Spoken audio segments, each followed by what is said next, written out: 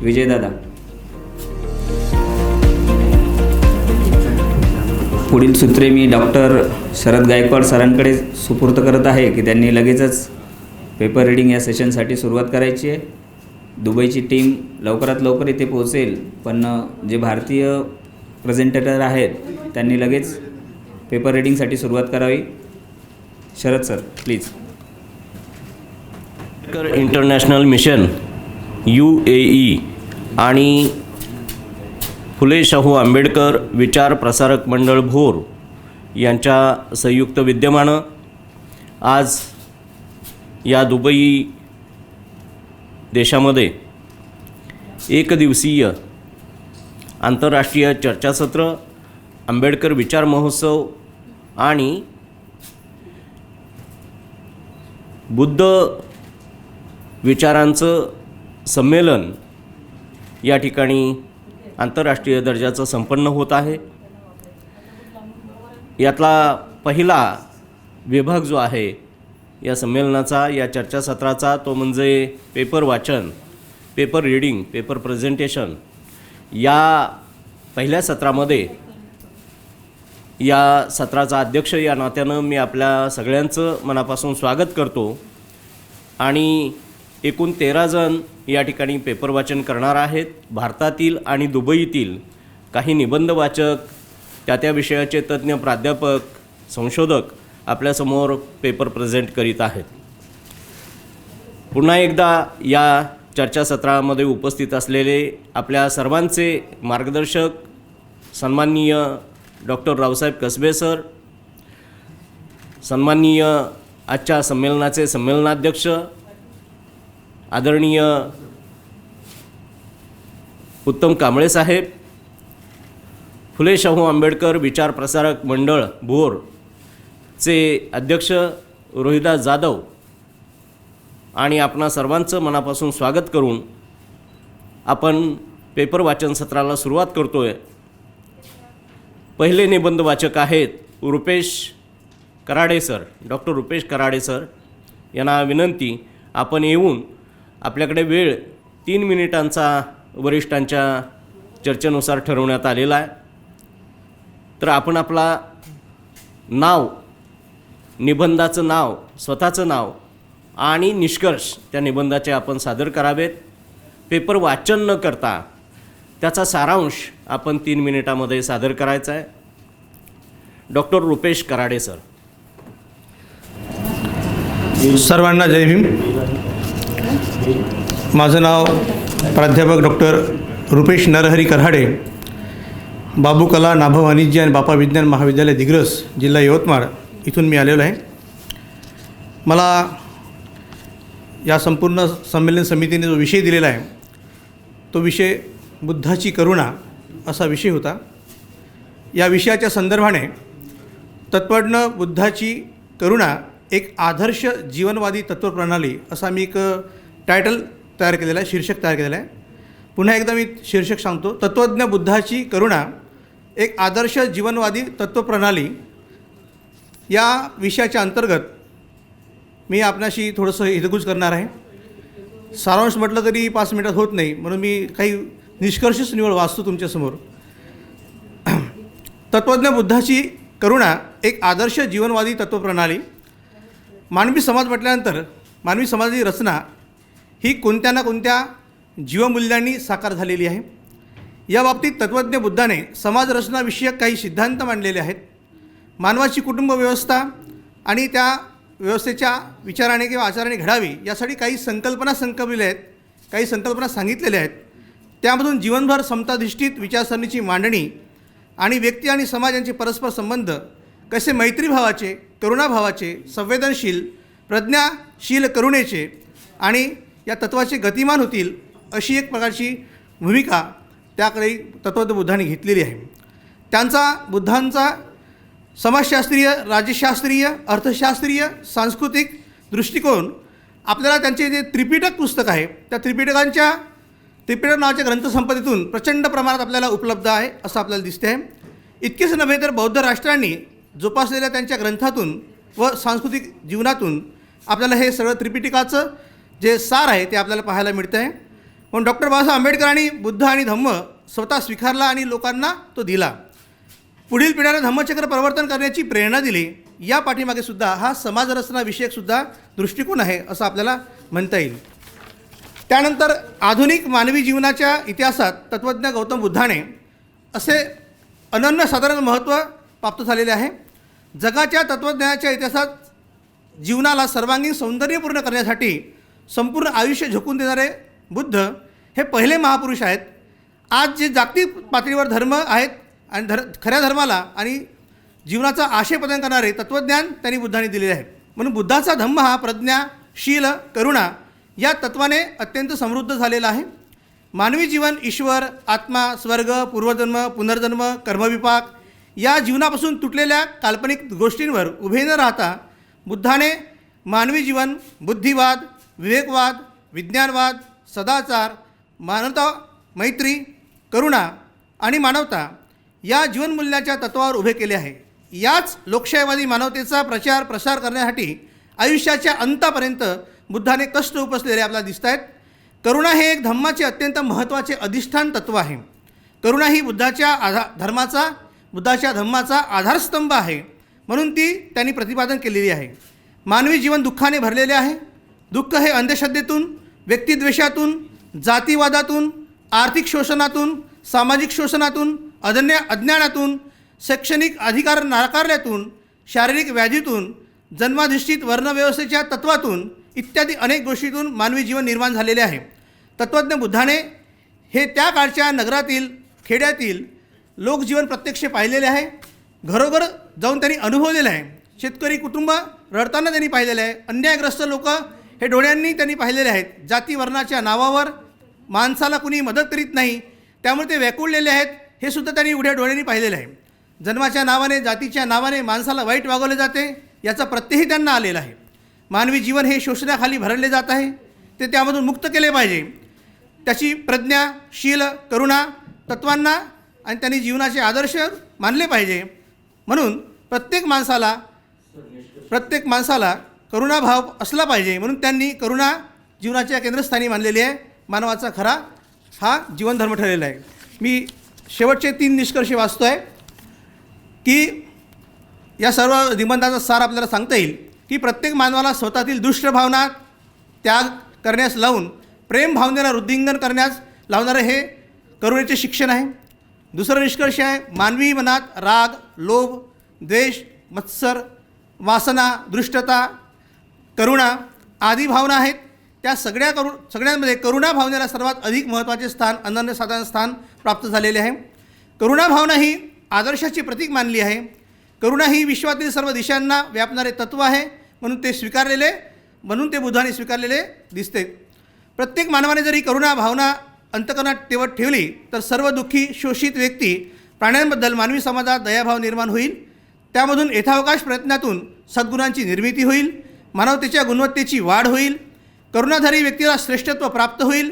समाज जीवनात सार्वत्रिक करुणा वाढली तर प्रत्येक गोष्टीमध्ये विकास होईल, तर आदर्श समाज निर्मिती होईल, एक आदर्श जीवनवाद घडेल. म्हणून तत्त्वज्ञ बुद्धाने करुणा ही मानवी जीवनाची आधारस्तंभ मानलेली आहे. समाज विकासातील महत्त्वाचे सिद्धांतिक तत्त्व म्हणून ते बुद्धाने प्रतिपादन केलेले आहे. माणसातील परस्पर संबंध, मैत्री व भावनेला आवश्यक असणारे पायाभूत तत्त्व करुणा ठरलेले आहे.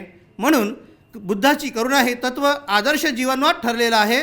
असं एक महान स्रोत आपल्याला इथे सापडतो आहे आणि हेच आपल्याला आपल्या जीवनामध्ये गतिमान करायचं आहे.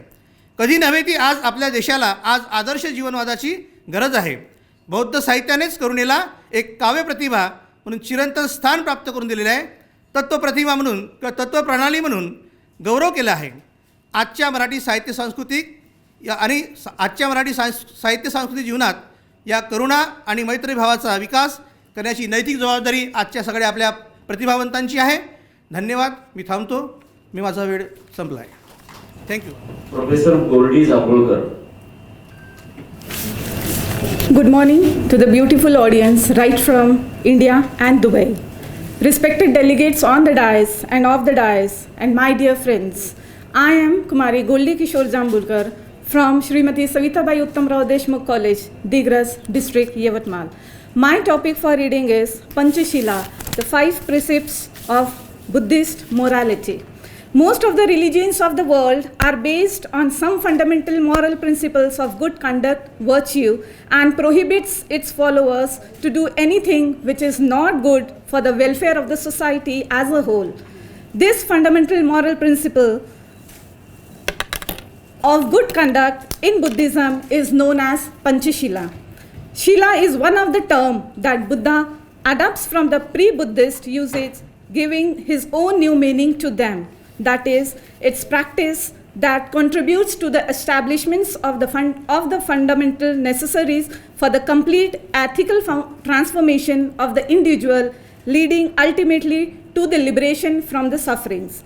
Shila is considered as the foundation on which the ultimate goal of destructions of all the taints that lead to the suffering is to be achieved. It is the first step in the path of liberation, leading to the mental composure, that is samadhi, and insight, that is panna. Panchashila is the basic assumptions of the moral activities for both households and the renunciates. For smooth functioning of the society, every Buddhist has to follow the 5 moral precepts, that is, abstaining from killing, abstaining from stealing, abstaining from sexual misconducts, abstaining from falsehood, abstaining from taking the intoxicants. The 5 precepts of Buddhism, or the Panchashila, offers the moral conducts following which everyone can avoid the evil deeds and can contribute in making this world a better world for the present and future generations. The 5 precepts offers the moral conducts following which everyone can avoid the evil deeds and can contribute in making this world a better world. The first 3 precepts are related to the curtailment of physical misdeed. The 4th and the 5th are related to the curtailment of vocal and mind, body, and speech in general. The Panchashila makes a person disciplined, which is most important ingredient for the development of overall personality of a person. A developing country cannot become developed unless its citizens are disciplined. Discipline means not to do undesirable practices, but to follow set protocols, norms of the society, etc. If everyone follows Panchashila, this world will be transformed into a better place, a place where people will have respect for others' life and their property, where people will have an humanitarian approach toward the society. Naturally, then this world will be then transformed into a heaven. Thank you for listening me, and I express my gratitude to the organizers of this conference, both from India and Dubai, who has given me an opportunity to present the paper. Yeah, thank you. Jai Bhim. पुढचे जे निबंध वाचक आहेत doctor Kalpana Rokade. जय भीम. मी प्राध्यापिका कल्पना रोकडे, शरदचंद्रजी पवार महाविद्यालय जेजुरी. माझ्या निबंधाचं नाव आहे भगवान बुद्धांचा अष्टांगिक मार्ग. चार्वाकनंतर नास्तिक विचारवंतामध्ये जे तत्त्वज्ञान अग्रेसर ठरले आहे आणि आज 2500 वर्षांनंतरही जे तत्त्वज्ञान दलित चळवळीला आणि त्याच्या साहित्याला प्रेरणादायी झाले आहे, या साहित्याची जी तात्विक भूमिका ठरली आहे, असे शुद्ध मानवतावादी जे क्रांतीमूळ तत्त्वज्ञान म्हणजे सिद्धार्थ गौतम बुद्धाचे तत्त्वज्ञान आहे. वैदिक संस्कृतीला प्रचंड हादरे देणारे गौतम बुद्धाचे शक्तिशाली जीवन दर्शन पुढे आले. पुरोहितशाही व ब्राह्मण धर्म तत्त्वज्ञानाचे सामाजिक कवच बुद्धांच्या बंडाने सर्वप्रथम उडवून दिलेला इतिहास आहे. गौतम बुद्धांनी आज अगोदर संस्कृत भाषेचा त्याग करून जनसामान्यांच्या त्या काळच्या पाली भाषेतून आपलं मानवी दर्शन आणि धम्मतत्व प्रसवलं व प्रस्तुत केलं आहे. याबाबत बुद्धांनी सिद्धांत मांडला आहे. अप्रतिहत बदल आणि परिवर्तन हे विश्वास आद्य सत्य आहे आणि परिवर्तन हे कार्यकारण भावाने नियमबद्ध आहे. आपल्या सिद्धांताला बुद्धाने प्रतीत समुत्पाद असं नाव दिलेलं आहे. बुद्धांनी हे कारण मीमांसा सर्व निरेश्वरवादी जडवाद्यांमध्ये अधिक शास्त्रशुद्ध, तर्कशुद्ध, विज्ञाननिष्ठ आणि शुद्ध बुद्धी प्रामाण्यवादी होती. बुद्ध भारतीय इतिहासातील सर्वात मोठ्या समाजक्रांतीचा उद्गाता होता. जातीव्यवस्था ईश्वर निर्मित नसून मानवनिर्मित आहे, कृत्रिम असल्याचा ते उपदेश करत होते. बुद्धांचे मानवी मोठेपण त्यांच्या प्रत्येक दर्शनातून सिद्ध झाले आहे. जगातल्या इतर धर्मवर्तकापेक्षा सर्वस्वी वेगळे व्यक्तिमत्व त्यांचे होते आणि त्यांचे ते महानपण होते. ते निव्वळ निर्व्याज्य मानवीय होते.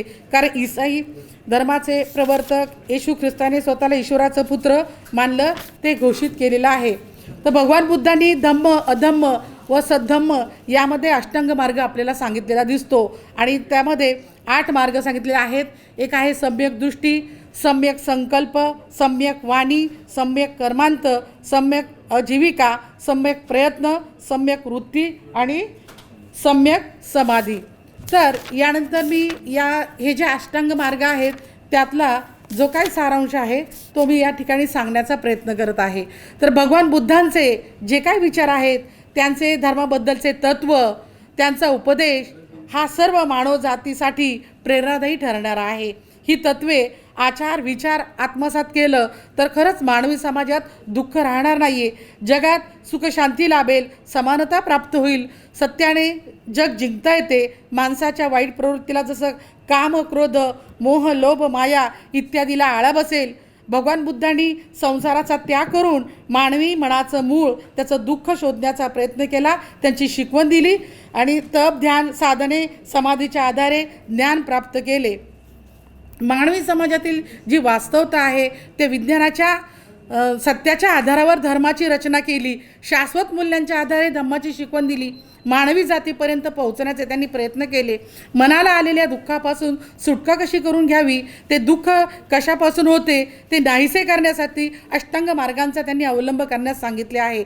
समता, स्वातंत्र्य, बंधुभाव म्हणजे धर्म असे भगवान बुद्धांनी सांगितलेले आहे. शील, प्रज्ञा, करुणेला महत्त्व दिले आहे. धम्म, अधम्म, सद्धम्म यातून धर्म संकल्पना त्यांनी स्पष्ट केलेली आहे. यातील जो शेवटचा निष्कर्ष आहे मी तो सांगते आहे. तर बुद्ध धम्माच्या या अभ्यासानं अनुभवाच्या कक्षा रुंदवण्यास मदत होत आहे. बुद्ध तत्व या विचार अभ्यासावर मला आत्मिक शांती आणि मनोबल वाढण्यास मदत झाली आहे. खऱ्या तत्त्वज्ञानाने व विचारांचे आकलन झालेले आहे. बुद्धांचे तत्त्वज्ञान विचार हे सर्वसमावेशक, सर्व धर्म समभावाची शिक्षण देणारे ठरेल.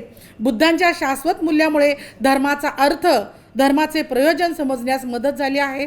तत्त्वज्ञानाचे पैलू त्यातून समजलेले आहे आणि विचार, चिंतन, मनन, अभ्यास करण्याची वृत्ती प्राप्त झालेली आहे.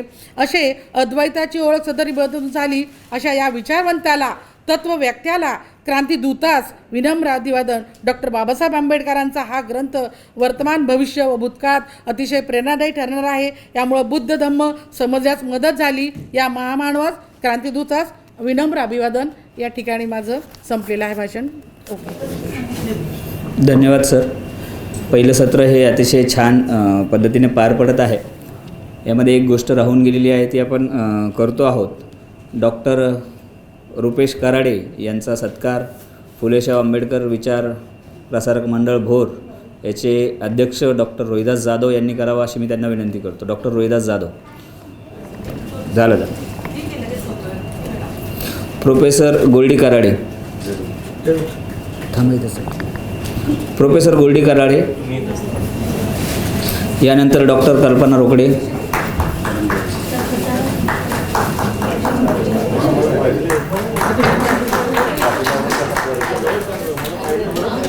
यानंतर पुढील पेपर रीडिंग करण्यासाठी येत आहेत डॉक्टर मेघना भोसले. यांचा देखील सत्कार डॉक्टर रोहिदास जाधव सर करतील अशी मी त्यांना विनंती करतो. आणि पुढील सूत्रे डॉक्टर गायकवाड सर सांभाळतील. डॉक्टर कल्पना रोकडे. झाले.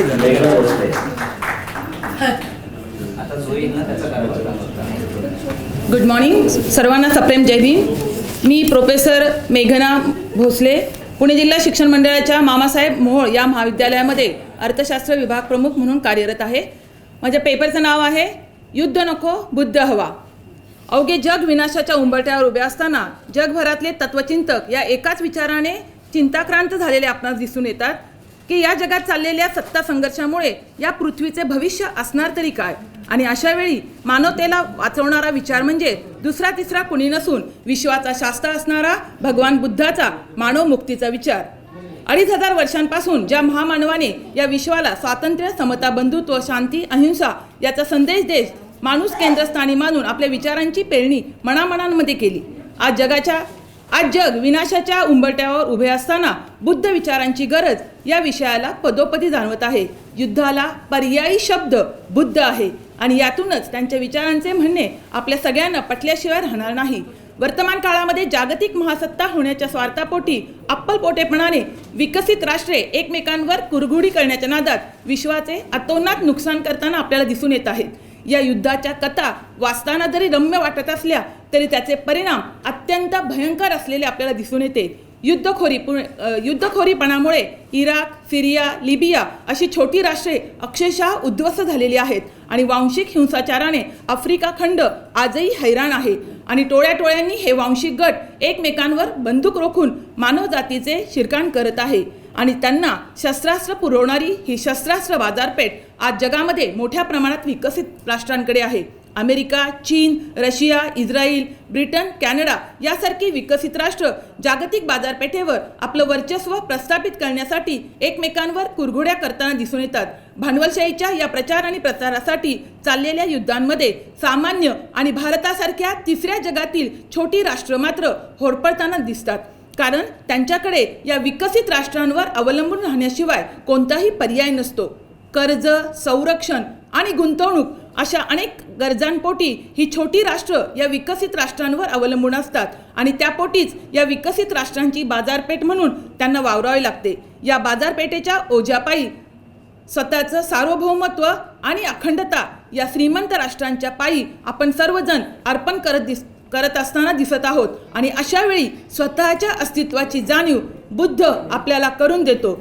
सिद्धार्थने घरदार त्यागून बुद्धत्वाची वाट धरली. त्या पाठीमागे आजवरच्या इतिहासकारांनी केवळ जन्म, मृत्यू, तारुण्य आणि आजार इत्यादी कारणांनी तो अस्वस्थ झाल्याचे लिहून ठेवलं आहे. मात्र बोधिसत्व डॉक्टर बाबासाहेब आंबेडकरांनी सिद्धार्थच्या बुद्ध होण्यापाठीमागचं खरं कारण आपल्याला बुद्ध आणि त्याचा धम्म या ग्रंथामध्ये अधोरेखित केले आहे. सिद्धार्थला लहानपणापासून अगदी तो तारुण्यात येईपर्यंत त्याच्या वडिलांनी सर्व सुखसोयी, सगळ्या आनंद पुरवलं होतं. मात्र तरी देखील त्यांनी संन्यस्त का होण्याचा विचार केलेला आहे आणि याचं कारण डॉक्टर बाबासाहेब आंबेडकरांनी रोहिणी नदीच्या युद्धाचा दाखला देऊन केलेला आहे. आणि नदीच्या पाण्याच्या वाटपावरून युद्धाची ठिणगी पडू नये यासाठी गौतम बुद्धांनी त्याग केलेला आपल्याला दिसून येतो. कुठल्याही परिस्थितीमध्ये रोहिणी नदीच्या पाण्याच्या वाटपावरून युद्धाची ठिणगी पडता कामा नये यासाठी आम्ही युद्ध रोखतो, मात्र तुम्हाला गृहत्याग करावा लागेल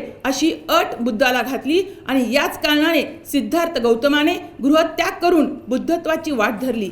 जगाच्या इतिहासात युद्धखोर होण्यापासून मानवजातीला रोखण्यासाठी केलेला सर्वात मोठा त्याग होता. नाहीतर आजवरच्या इतिहासात रक्तरंजित शाहीनेच लिहिलेला गेलेला आहे. आधुनिक काळामध्ये बुद्ध विचार हा युद्धखोर प्रवृत्तीला सर्वात मोठा अडसर आहे.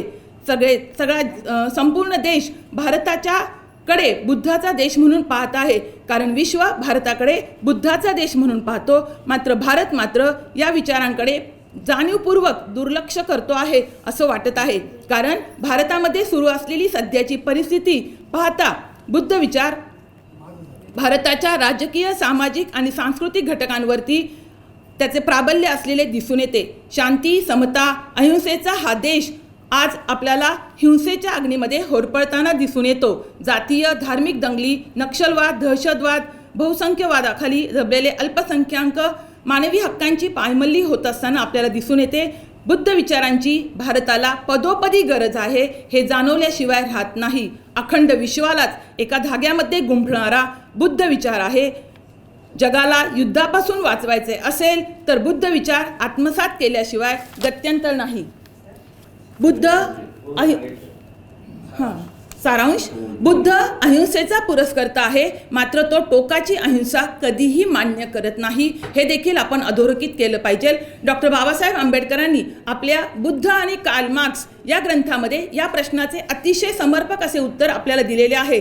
त्यावेळी बाबासाहेब म्हणतात, सेनापती सिंह याने भगवान बुद्धाला प्रश्न विचारला की तथागता, आमच्या स्वरक्षणासाठी आणि संपत्ती तसेच बायका मुलांच्या संरक्षणासाठी किंवा तशी परिस्थिती ओढवल्यास आम्ही काय करावे याचे मार्गदर्शन करावे. तेव्हा भगवान बुद्ध त्याला म्हणतात, स्वसंरक्षणासाठी तसेच स्वकीय तसेच संपत्तीच्या संरक्षणासाठी शेवटचा पर्याय म्हणून शस्त्र उचलण्यास परवानगी आहे. याचा अर्थ बुद्ध टोकाची अहिंसा कधीच मान्य करत नाही आणि म्हणूनच बुद्धाचे तत्त्वज्ञान हे सम्यक मध्यम मार्गी तत्त्वज्ञान आहे आणि बाबासाहेबांनी याचे विवेचन सामान्यातल्या सामान्य माणसाला समजेल अशा पद्धतीने केलेले आपणाला दिसून येते आणि त्यामुळेच बुद्ध तत्त्वज्ञान जगाला विनाशापासून वाचवणारे तत्त्वज्ञान आहे आणि म्हणूनच असे म्हणावेसे वाटते, युद्ध नको बुद्ध हवा, युद्ध नको बुद्ध हवा. जय भीम. मी समीक्षा खरे यांचाही सत्कार डॉक्टर रोहिदास जाधव हे करतील अशी मी त्यांना विनंती करतो. डॉक्टर रोहिदास जाधव पटकन आणि पुढेच बसा आपण प्लीज. आणि प्रत्येक पेपर रीडरला एक विनंती की आपल्याला वेळेत सगळं फिट करायचं आहे. आत्तापर्यंत खूप छान सेशन सुरू आहे, इथून पुढे ते तसंच राहावं. डॉक्टर रोहिदास जाधव यांनी समीक्षा खरे यांचा सत्कार करावा आणि समीक्षा खरे यांनी लगेच पेपर रीडिंग सुरू करावं. टाळ्या टाळ्या सकाळी सकाळी. Thank you. Good morning everyone. My name is Samiksha Khare and I am here to present my paper titled Buddhism, Psychology and Mental Health. My journey with Buddhist psychology started when I did my first ever internship at a rehabilitation based in Pune. And it was my second year of college when in my psychology class when my professor mentioned how Buddha and we, training psychologists, therapists and other mental health professionals are similar. Similar as in Buddha left his home in order to find a way to end suffering, which is the third noble truth, the cessation of suffering. And what we do is almost the same. We help others to end their suffering. And in a way, in a lot of research papers, people have mentioned that Buddha was one of a kind psychotherapist. Coming back to my paper, I have inculcated a Phule Shahu Ambedkar विचार प्रसारक मंडळ भोरचे अध्यक्ष doctor Rohidas Jadhav यांनी Sheila राहेकर madam यांचा trophy देऊन सत्कार करायचा आहे.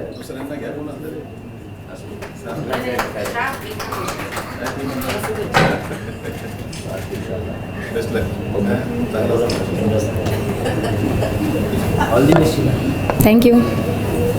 Good morning सर्वांना. सप्रेम जय भीम. मी शीला राजेश राहेकर, सावित्रीबाई फुले पुणे विद्यापीठ. माझा विषय आहे युद्ध नको बुद्ध हवा. मानवाच्या मुक्तीची एक दवा तू, युद्ध नको बुद्ध हवा, परी युद्ध नको बुद्ध हवा. जगाला शांती, करुणा, मैत्री व समतेचा संदेश देणाऱ्या महाकरुणिक सम्यक बुद्धास आज दिनी विनम्र अभिवादन. आत्मदीप भव, स्वयंप्रकाशित व्हा. तथागतांचे हे विचार आजच्या वाढत्या विषम सामाजिक आर्थिक परिस्थितीमध्ये मानव केंद्रित विकासाच्या दृष्टीने अतिशय समर्पक आहेत. भारतात आणि जागतिक स्तरावरती सर्वसमावेशी आणि शाश्वत विकासाचे ध्येय गाठण्यासाठी आज या जगाला युद्धाची नसून बुद्धांच्या विचारानुसार पुढे जाण्याची गरज आहे. डॉक्टर बाबासाहेब आंबेडकरांना अभिप्रेत असलेली लोकशाही समतावादी व्यवस्था हा बुद्ध विचारांवरती आधारलेले असल्याची प्रचिती वेळोवेळी येते. क्रांती आणि प्रतिक्रांती, बुद्ध की कार्ल मार्क्स या भाषणामध्ये बाबासाहेबांनी मार्क्सच्या रक्तरंजित क्रांतीचे खंडन करून संविधानिक मार्गांचाच पुरस्कार केला आहे. बाबासाहेबांनी सांगितलेला बुद्ध हा आजच्या जगासाठी नवयान बुद्ध आहे. तो देवाचा अवतार नाही, तो रोजच्या जीवनातला सामाजिक आर्थिक समता प्रस्थापित करण्याचा आचार विचार आहे. तो सर्वजन हिताय, सर्वजन सुखांचा मार्ग आहे. विश्वगुरू होण्याचे स्वप्न पाहणाऱ्या भारताला देखील प्रथम स्थानी तथागत गौतम बुद्धांना गुरु मानून आधुनिक व नव्या भारताची राजकीय, सामाजिक, आर्थिक शैक्षणिक व सांस्कृतिक जडणघडण ही स्वतंत्र, समता, न्याय, बंधुता, शांती या पंचसूत्रीवरच करावी लागली.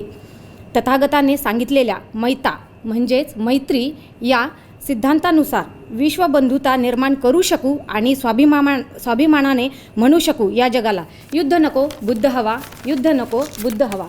तलवारीने कुणीच जग जिंकू शकला नाही हा इतिहास आहे. त्या उलट विचार, शांती, अहिंसा आणि संस्कारांनी जग जिंकता येते. तथागत गौतम बुद्धांच्या याच विचारांची आज देशासह साऱ्या जगाला आवश्यकता आहे.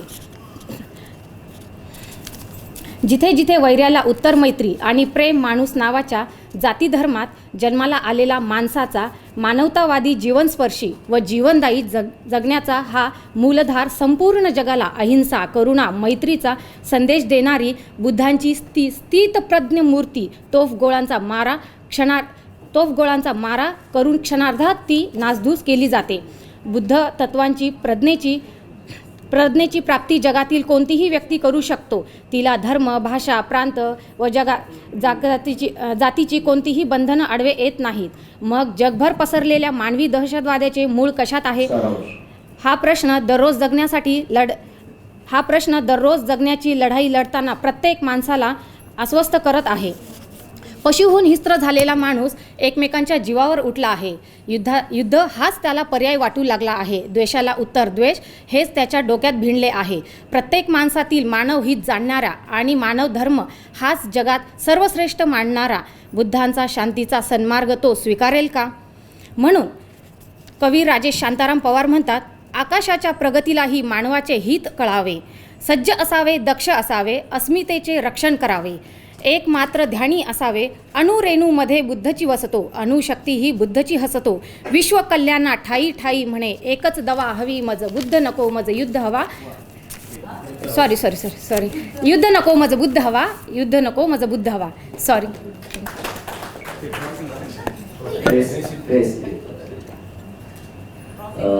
यानंतर पुढचे निबंध वाचक आहेत पद्मज्योती दाभाडे. याचं स्वागत आपल्या मंडळाचे अध्यक्ष डॉक्टर रोहिदास जाधव यांनी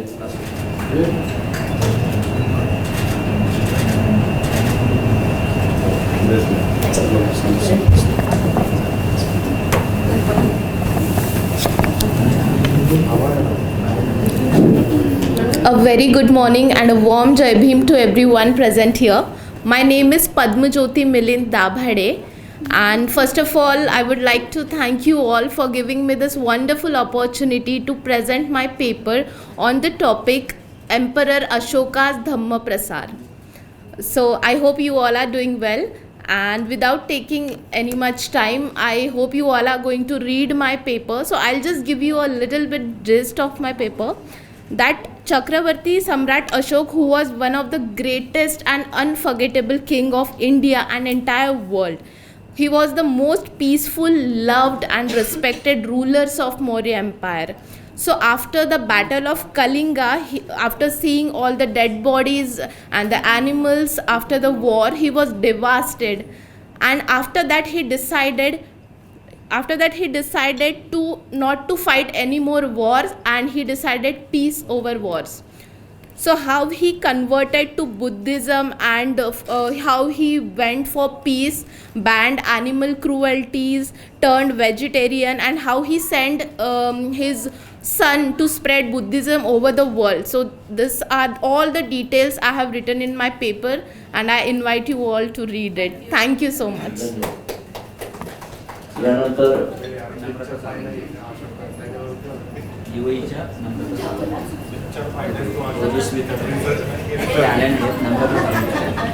मिस ओजस्विता ढाले आहेत.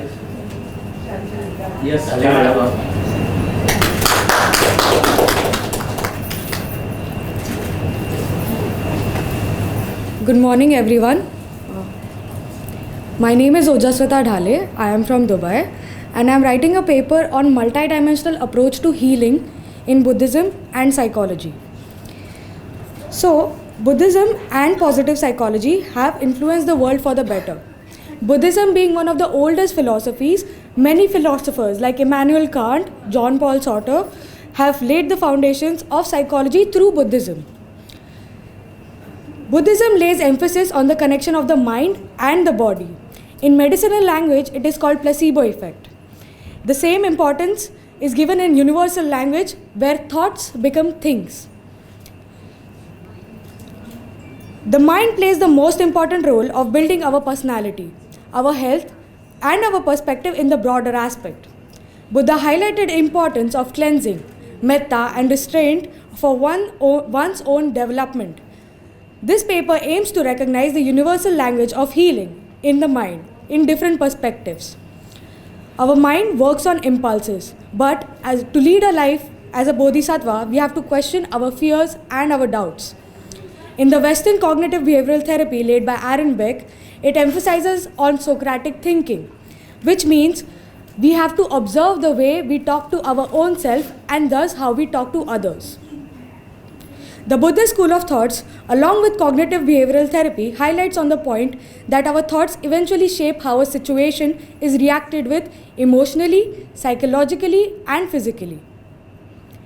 The verse in Dhammapada, in the Chittavaga, it says, mind is their chief, and mind precedes all mental states. If with an impure mind a person speaks or acts, suffering follows him like the wheel that follows the foot of the ox. To understand our own behavior means to understand the behavior of everything, the world around us, and animals, including machines.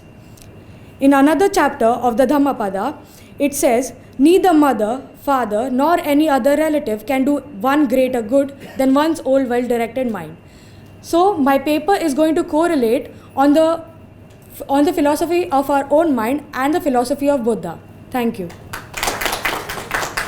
Thank you. यानंतर नम्रता Salunke, miss Namrata Salunke यांनी आपला निबंध सादर करावा आणि यांचं स्वागत आपल्या आंबेडकर इंटरनॅशनल मिशनच्या वतीनं डॉक्टर कल्पना रोकडे मॅडमनी त्यांना ट्रॉफी देऊन त्यांचं स्वागत करावं अशी विनंती. या मॅडम. मिस नम्रता साळुंके.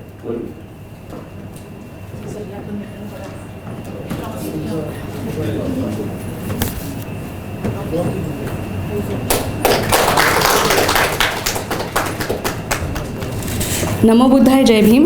मैं श्रीमती नम्रता सालुंके रामटेके. मेरा विषय है अर्य अठंगिको मग्गो. प्रस्तावना: तथागत का निर्वाण पाने का एकमेव मार्ग है अर्य अठंगिको मग्गो. धम्मचक्र प्रवर्तन सूत्र में पहली बार तथागत ने इसका उपदेश किया. अनुसंधान के लिए यह विषय लेने का एकमेव हेतु यह है कि हमारे दैनिक जीवन में इस मार्ग का पालन कैसे करें और इसका क्या महत्व है यह जानना. अनुसंधान प्रणाली, चिकित्सक अभ्यास एवं जटिल विश्लेषण.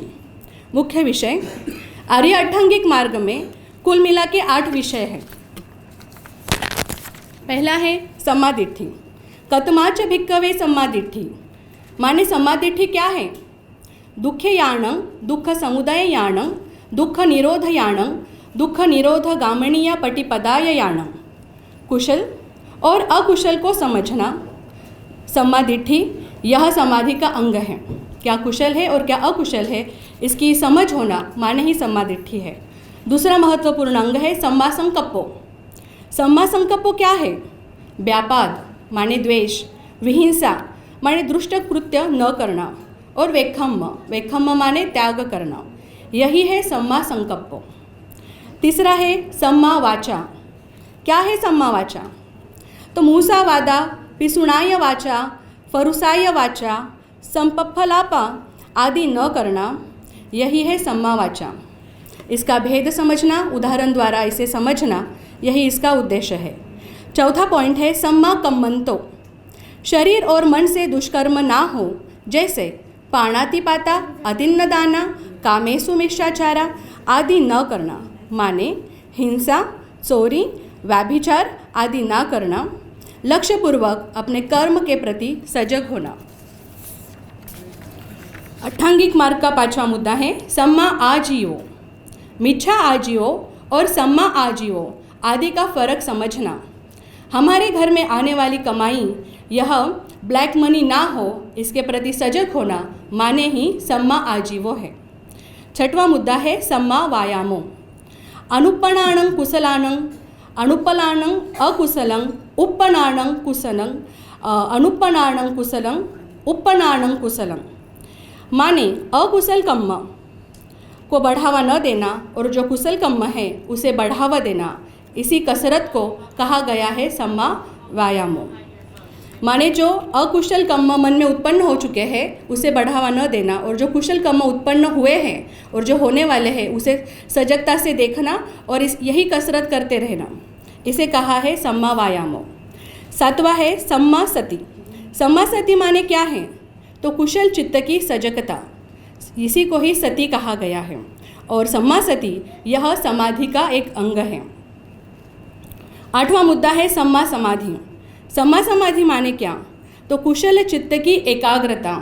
एकाग्रता जैसे कि एक कोई बगुला है, वो पानी में एकाग्र चित्त से खड़ा है, लेकिन जैसे ही मछली आ जाती है तुरंत वो मछली को पकड़ लेता है, तो उसकी एकाग्रता यह समाधि नहीं है, वह केवल एकाग्रता है। समाधि माने कुशल चित्त की, जो राग द्वेष मोह से परे कुशल चित्त की एकाग्रता, यही है सम्मा समाधि।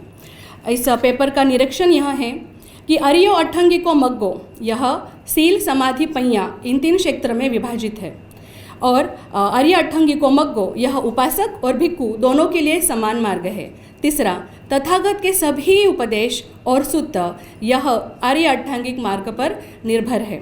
और इस विषय का निष्कर्ष यह है कि वर्तमान समाज के लिए भी यह उतना ही फलदायी है जितना तथागत के समय था। आदर्श व्यक्ति और समाज के लिए यह आदर्श मार्ग है। तथा हम कहते हैं ना कि तथागत का मध्यम मार्ग है, मध्यम मार्ग है, तो क्या है मध्यम मार्ग? तो आर्य अठांगिक मार्ग यही है तथागत का मध्यम मार्ग और यही है निब्बान का एकमेव मार्ग। और ग्रंथ सामग्री मध्यम निकाय महाचत्तारिक सुत्त, संयुक्त निकाय मग्ग सुत्त। धन्यवाद। यानंतर डॉक्टर अनिल बनकर, यानंतर मिस्टर पंकज रंगारी याने आपला शोधनिबंध सादर करावा आणि त्यांचं स्वागत आपल्या विचार प्रसारक मंडळाची ट्रॉफी देऊन डॉक्टर रोहिदास जाधव यांनी त्यांचं स्वागत करावं। Thank you. Arya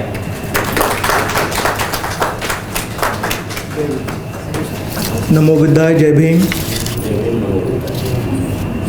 My topic is Buddhism and Ahimsa. Introduction. My name is Pankaj Rangari. I am chemical engineer by profession. Email pankajranga@yahoo.com and I am from Abu Dhabi, UAE. Let me read directly the abstract. This paper focuses on and aims A.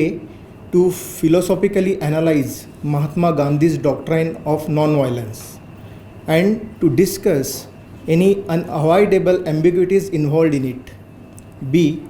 to demonstrate the profound theory of non-violence as understood, adapted and implemented by Dr. B.R. Ambedkar and to discuss any unavoidable ambiguities involved in it.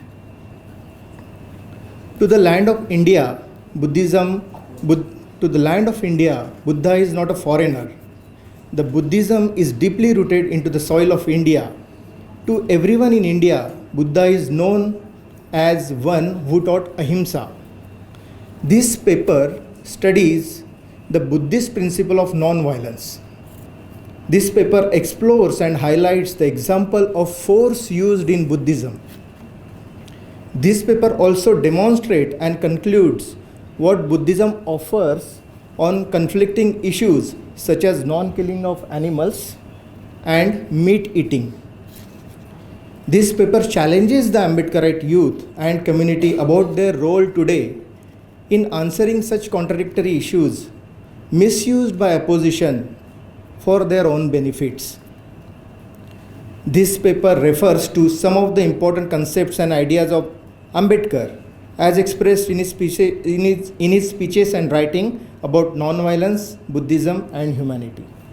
The keywords Buddhism and Ahimsa, Gandhi and Ahimsa, Ambedkar and Ahimsa, force used in Buddhism, meat eating and Buddhism.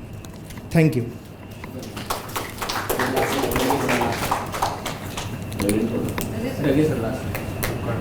शेवटचे शोध निबंधक आहेत प्राचार्य doctor Dage sir यांना अशी विनंती करतो की त्यांनी आपला पेपर सादर करायचा आहे. तत्पूर्वी Dage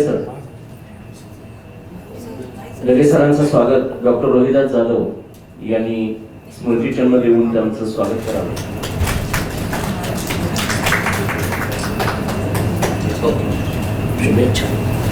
I am Dr.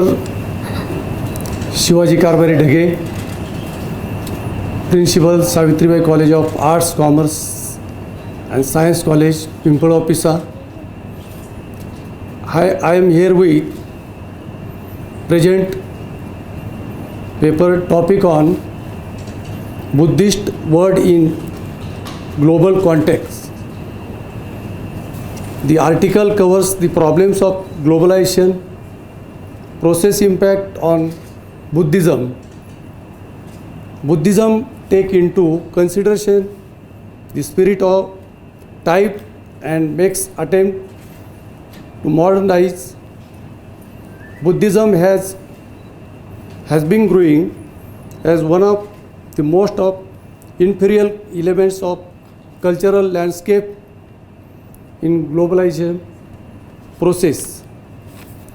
It may be explained by the fact that due to religious and genetics reasons, Buddhism does not have organized. Besides individual character of self-fulfillment, inner spiritual freedom, private characters of religiousness and pluralism that are typical for Buddhist tradition are contact with the values of global liberation cultivated now.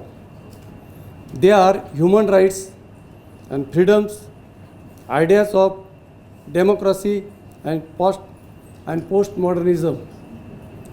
मी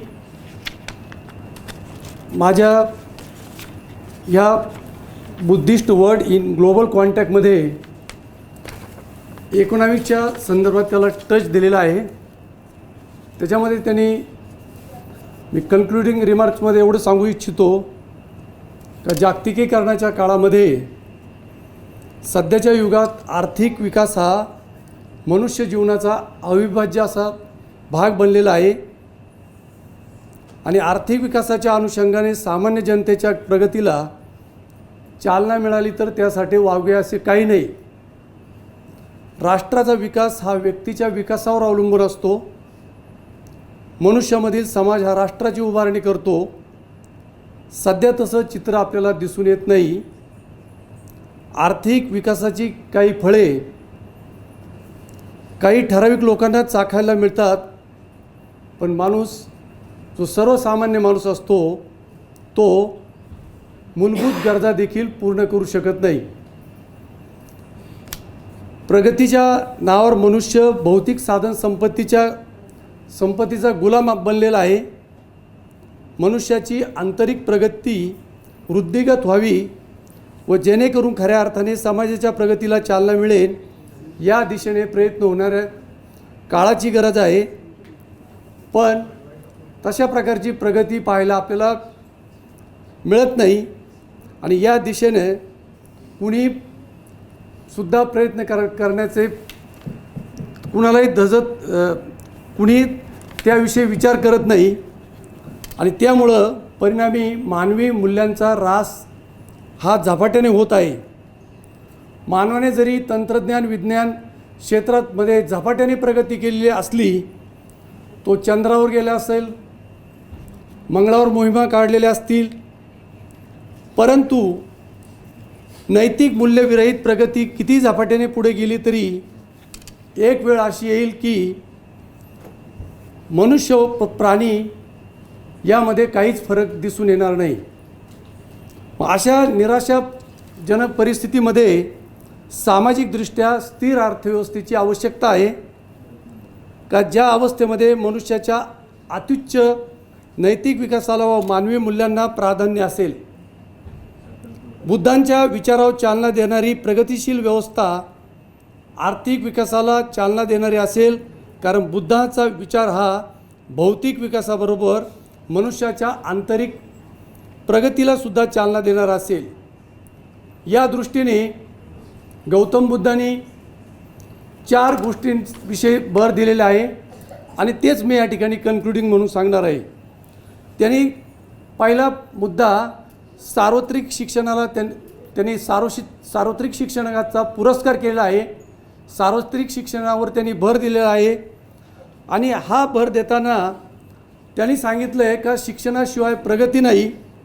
स्वतःची व भौतिक व आध्यात्मिक प्रगती करण्यासाठी व शांततामय जीवन जगण्यासाठी शिक्षण हे आवश्यक आहे.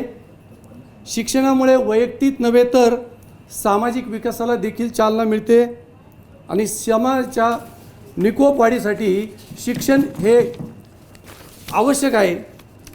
त्यांनी दुसरा मुद्दा सांगितला, 2च मुद्दे, संपत्तीची निर्मिती. अन्न, वस्त्र, निवारा व आरोग्य या प्रकारच्या गरजा भागवण्यासाठी संपत्तीची आवश्यकता असते. पण ही देशाच्या ही संपत्ती आहे, हिची निर्मिती कुशल व प्रामाणिकपणाने केली पाहिजे. त्यांनी काय सांगितलेलं आहे का जी संपत्ती मिळवायची तिच्यामध्ये प्रामाणिकपणा पाहिजे.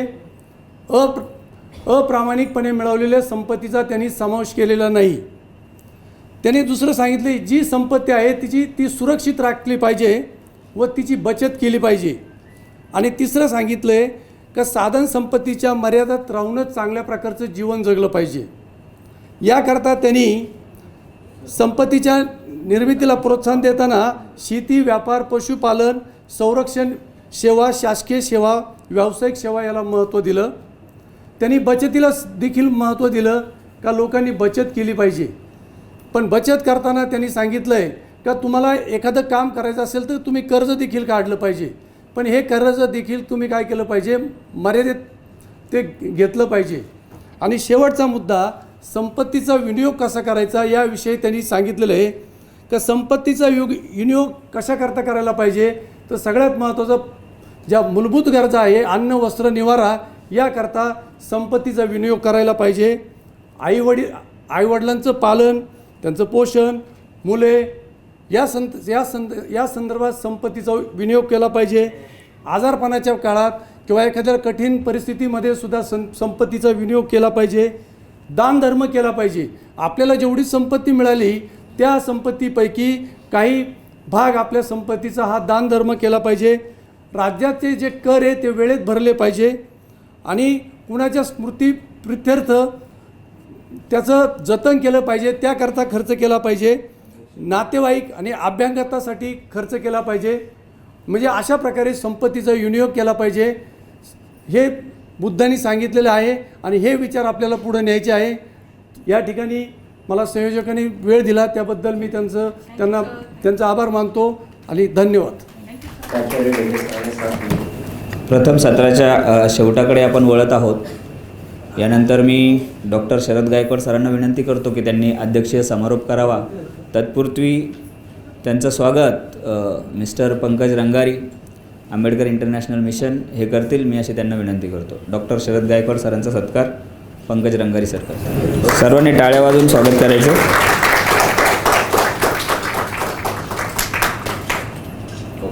ज्या पद्धतीने सर्वांनी आपलं वेळेत भाषण संपवलेलं आहे, पेपर संपवलेला आहे, त्याच पद्धतीने अध्यक्ष देखील वेळेत त्यांचा समारोप करतील अशी मी अध्यक्षांना विनंती करतो.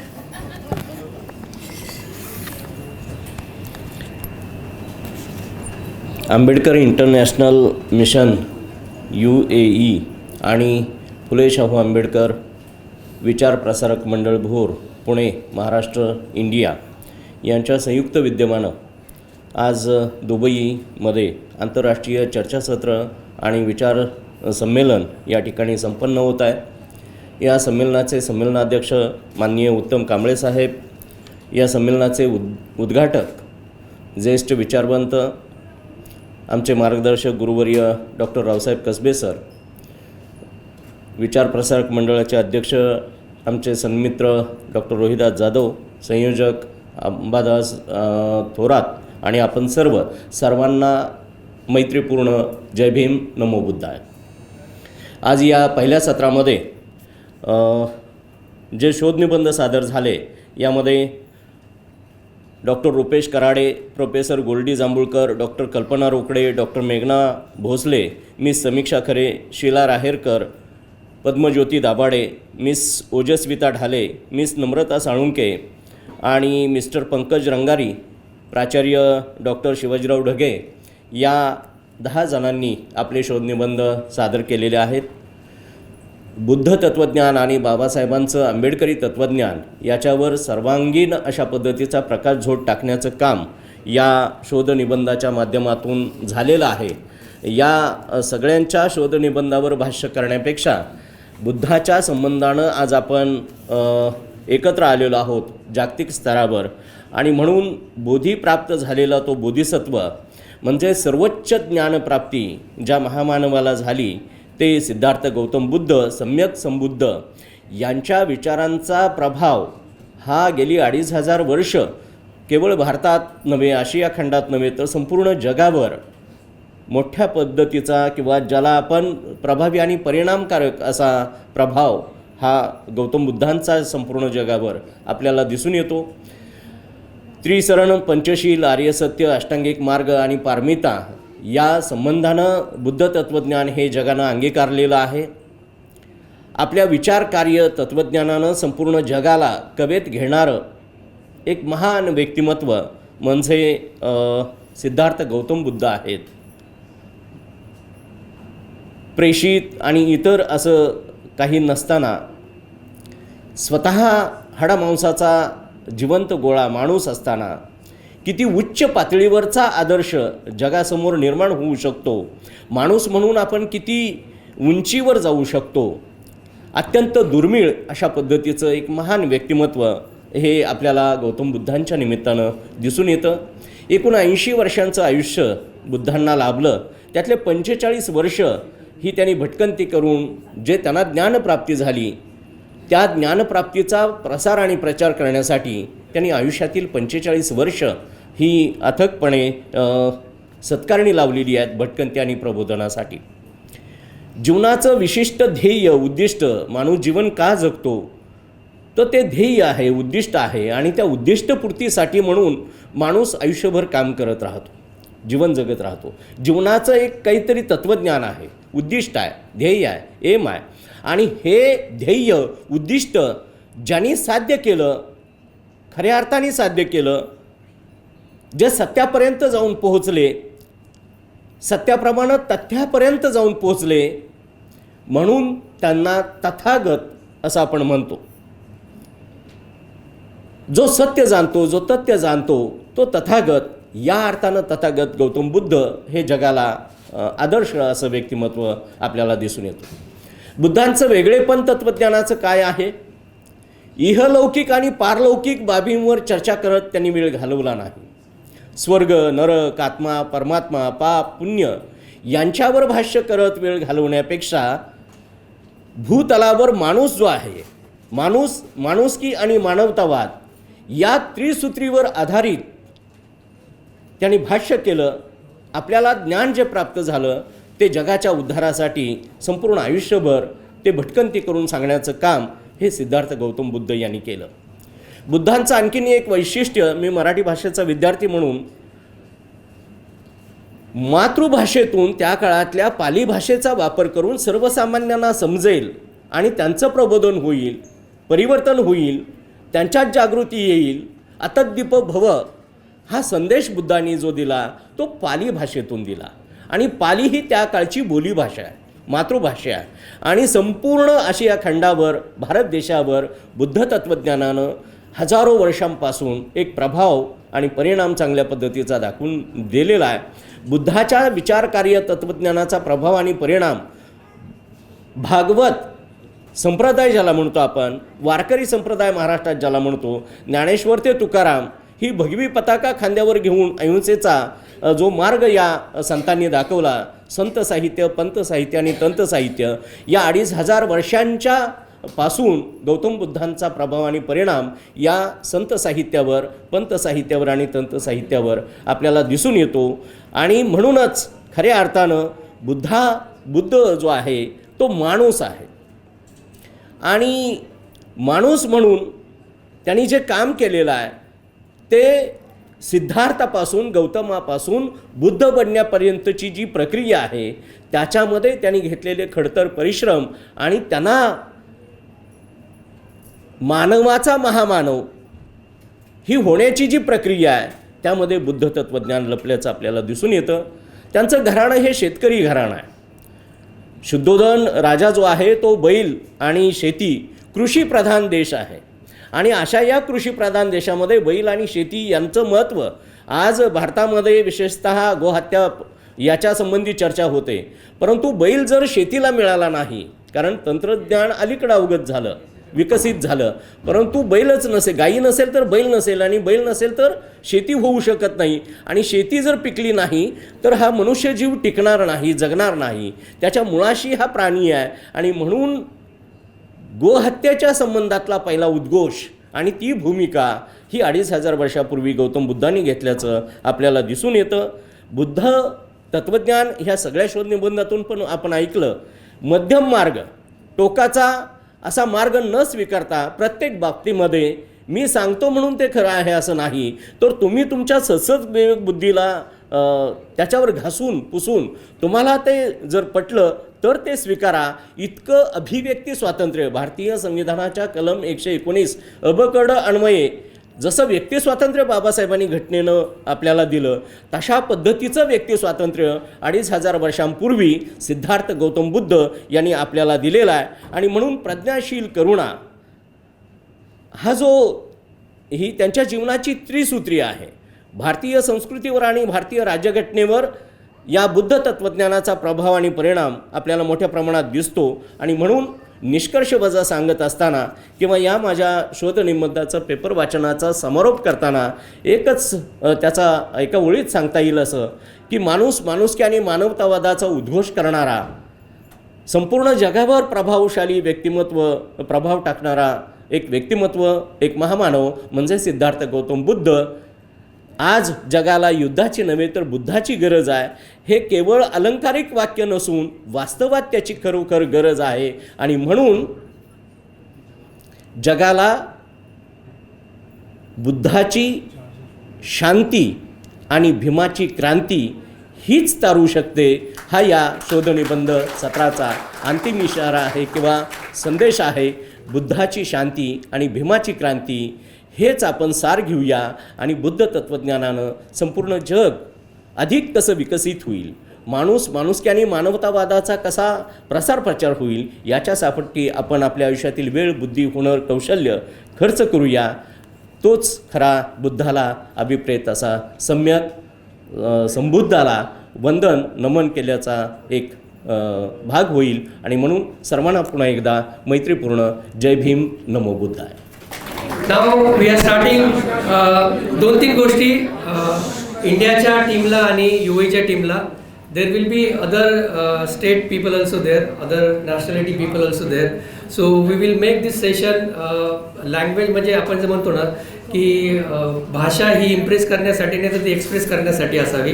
तर त्या पद्धतीने आपण तुम्हाला जी कम्फर्टेबल असेल त्यामध्ये बोला, पण समोरच्याला ते कळेल त्याच्यामुळे आपण जास्तीत जास्त हिंदीचा उपयोग करूया, इंग्रजीचा उपयोग करूया आणि तुम्हाला जिथे कम्फर्टेबल वाटत असेल तिथे तुम्ही मराठीचा पण उपयोग करू शकता. Okay, so we will start our inaugural session on the behalf of Ambedkar International Mission. I would like to congratulate Phule Shahu Vichar Prasarak Mandal Bhor India and the all UAE AIM and India team.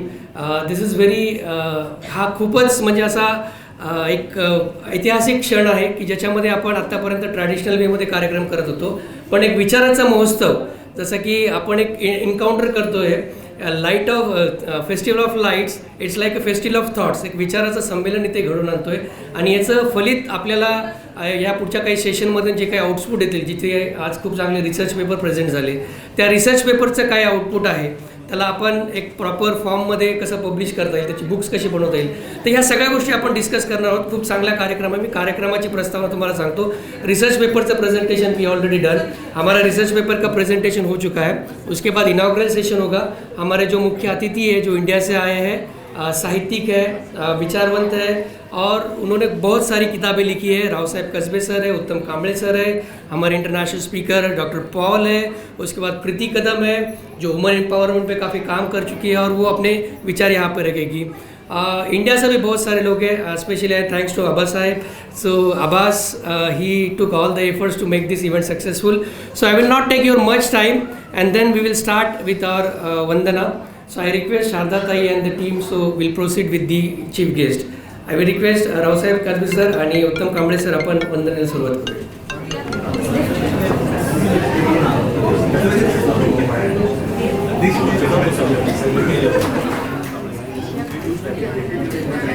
AMUAच्या ज्या महिला असतील त्यांनी वंदनेसाठी येऊ शकता लहान मुले आणि ज्यांना ज्यांना जॉईन व्हायचं असेल वंदनेसाठी तुम्ही इथे जॉईन होऊ शकता प्लीज. काही संमेलनाचं उद्घाटन तर झालेलं आहे, जोरदार टाळ्याने आपण स्वागत करूया. हमने यहाँ पे फेस्टिवल ऑफ थॉट्स इस कॉन्फ्रेंस का इनॉग्रेशन किया है रावसाहेब कस्बे सर, उत्तम कांबळे सर. सो यहाँ पे हम ऑफिशियली डिक्लेयर करते हैं now session is open.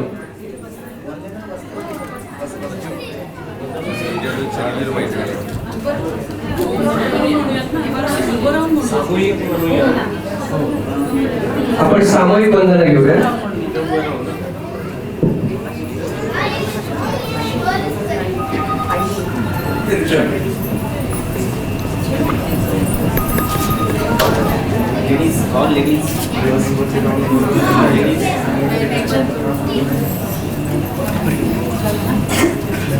Hello, just humble request, please अपने मोबाइल 2 मिनट साइलेंट कर रखिए. रमणी सिक्खा पदम समादियामि अदीनदाना वेरमणि सिक्खा पदम समादियामि कामविचारा वेरमणि सिक्खा पदम समादियामि मुसावादा वेरमणि सिक्खापदं समादियामि. वेरमणि सिक्खापदं समादियामि. साधु साधु साधु. Let's start. We are because he was. We are because he was a man of dignity, a man of morality, a man of attitude. I am talking only about the architect of Indian Constitution, Dr. Babasaheb Ambedkar. Jai Bhim and good morning to our honorable chief guest, speaker guest, and all the guests who came from all over the India. And my dear friends and dear children, on behalf of AMUA, I, Pallavi Taide, welcome you all on the occasion of Dhammachakra Pravartan Din. I am here on stage to read the preamble of Indian Constitution. First of all, I would like to thank from bottom of my heart to our organizer team who have given me this opportunity to read preamble of Indian Constitution. दोस्तों, आज मैं यहाँ आप सभी के beach उपस्थित हूँ संविधान की प्रस्तावना पढ़ने के लिए. प्रस्तावना को पढ़ने से पहले मैं उसके बारे में 2 शब्दों में जानकारी देना चाहती हूँ. भारत का संविधान विश्व का सबसे बड़ा और लिखित संविधान है. भारतीय संविधान में प्रस्तावना का एक विशेष महत्व है. इसीलिए प्रस्तावना को भारतीय संविधान की आत्मा कहा जाता है. संविधान के उद्देश्यों को प्रकट करने हेतु प्रायः एक प्रस्तावना प्रस्तुत की जाती है. भारतीय संविधान की प्रस्तावना विश्व में सबसे महत्वपूर्ण मानी जाती है. संविधान संशोधन अधिनियम द्वारा इसमें संशोधन किया गया था, जिसमें 3 नए शब्द समाजवादी, धर्मनिरपेक्ष और अखंडता को जोड़ा गया था. प्रस्तावना भारत के सभी नागरिकों के लिए न्याय, स्वतंत्रता, समानता को सुरक्षित करती है और लोगों के बीच भाईचारे को बढ़ावा देती है. प्रस्तावना यह घोषणा करती है कि संविधान अपनी शक्ति सीधे जनता से प्राप्त करता है. इसी कारण यह हम भारत के लोग इस वाक्य से प्रारंभ होती है। मैं आप सभी से निवेदन करती हूँ कि आप सब संविधान को प्रस्तावना को मेरे बाद कृपया दोहराएं। I would request everyone to please stand on their place and repeat after me. हम भारत के लोग भारत को एक संपूर्ण प्रभुत्व संपन्न समाजवादी धर्मनिरपेक्ष लोकतंत्रात्मक गणराज्य बनाने के लिए तथा उसके समस्त नागरिकों को सामाजिक आर्थिक और राजनीतिक न्याय विचार अभिव्यक्ति विश्वास धर्म और उपासना की स्वतंत्रता प्रतिष्ठा और अवसर की समानता प्राप्त करने के लिए तथा उन सब में व्यक्ति की गरिमा और राष्ट्र की एकता और अखंडता सुनिश्चित करने वाली बंधुता बढ़ाने के लिए दृढ़ संकल्प होकर अपनी इस संविधान सभा में आज तारीख 26 नवंबर 1949 को एतद् द्वारा इस संविधान को अंगीकृत अधिनियमित और आत्मार्पित करते हैं। धन्यवाद। जय भीम। जय भीम, जय संविधान। जय Bhim. No no no no, तुम्ही इंडियाहून आले तर जोरदार व्हायला पाहिजे. Let's see the competition between UI team and India team, who will make more louder. Okay, जय Bhim. Yes, that's great. Okay, so now इसके बाद मैं गुजारिश करूँगा मिस रक्षिता रंगारी जी को कि वो अपना वेलकम सॉन्ग प्रस्तुत करें. रक्षिता जी. मेरा नाम रक्षिता पंकज रंगारी है. मैं आपके सामने एक बहुत ही खूबसूरत और बहुत ही खूबसूरत अपने कृष्ण को अनुसरण करते हुए जो कि रचा गया है 15 साल पहले, वो आज आपके सामने में गाने जा रही हूँ. अगर इसे गाते हुए जो संगीत की जानकारी उन्हें लगे कि मैंने कुछ गलती की है तो please accept my apology.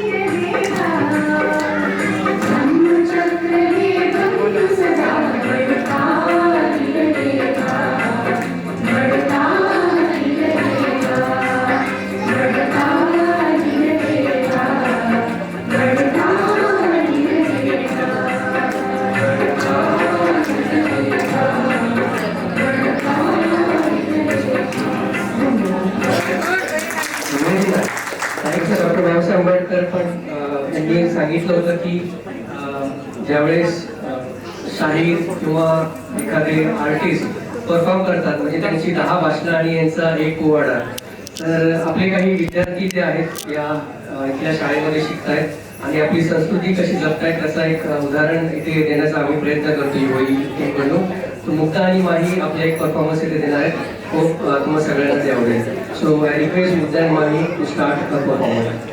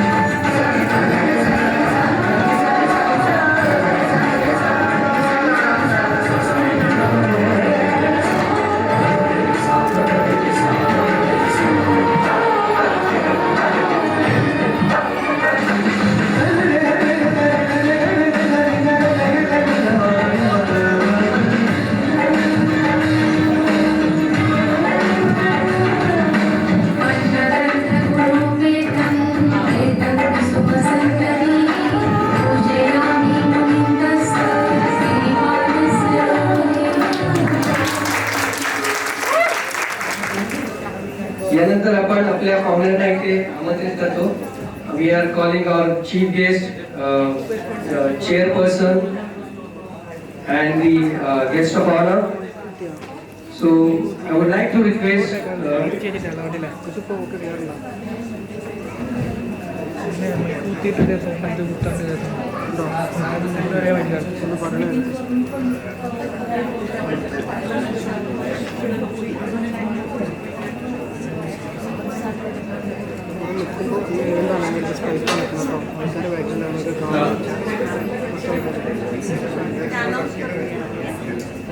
would request Dr. Raosaheb Kasbe sir, please be on the stage.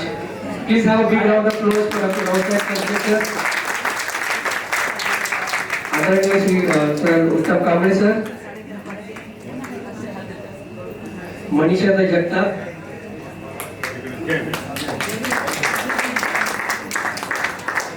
Dr. Paul, Miss Preeti Varade, Dr. Rohiraj Zadav,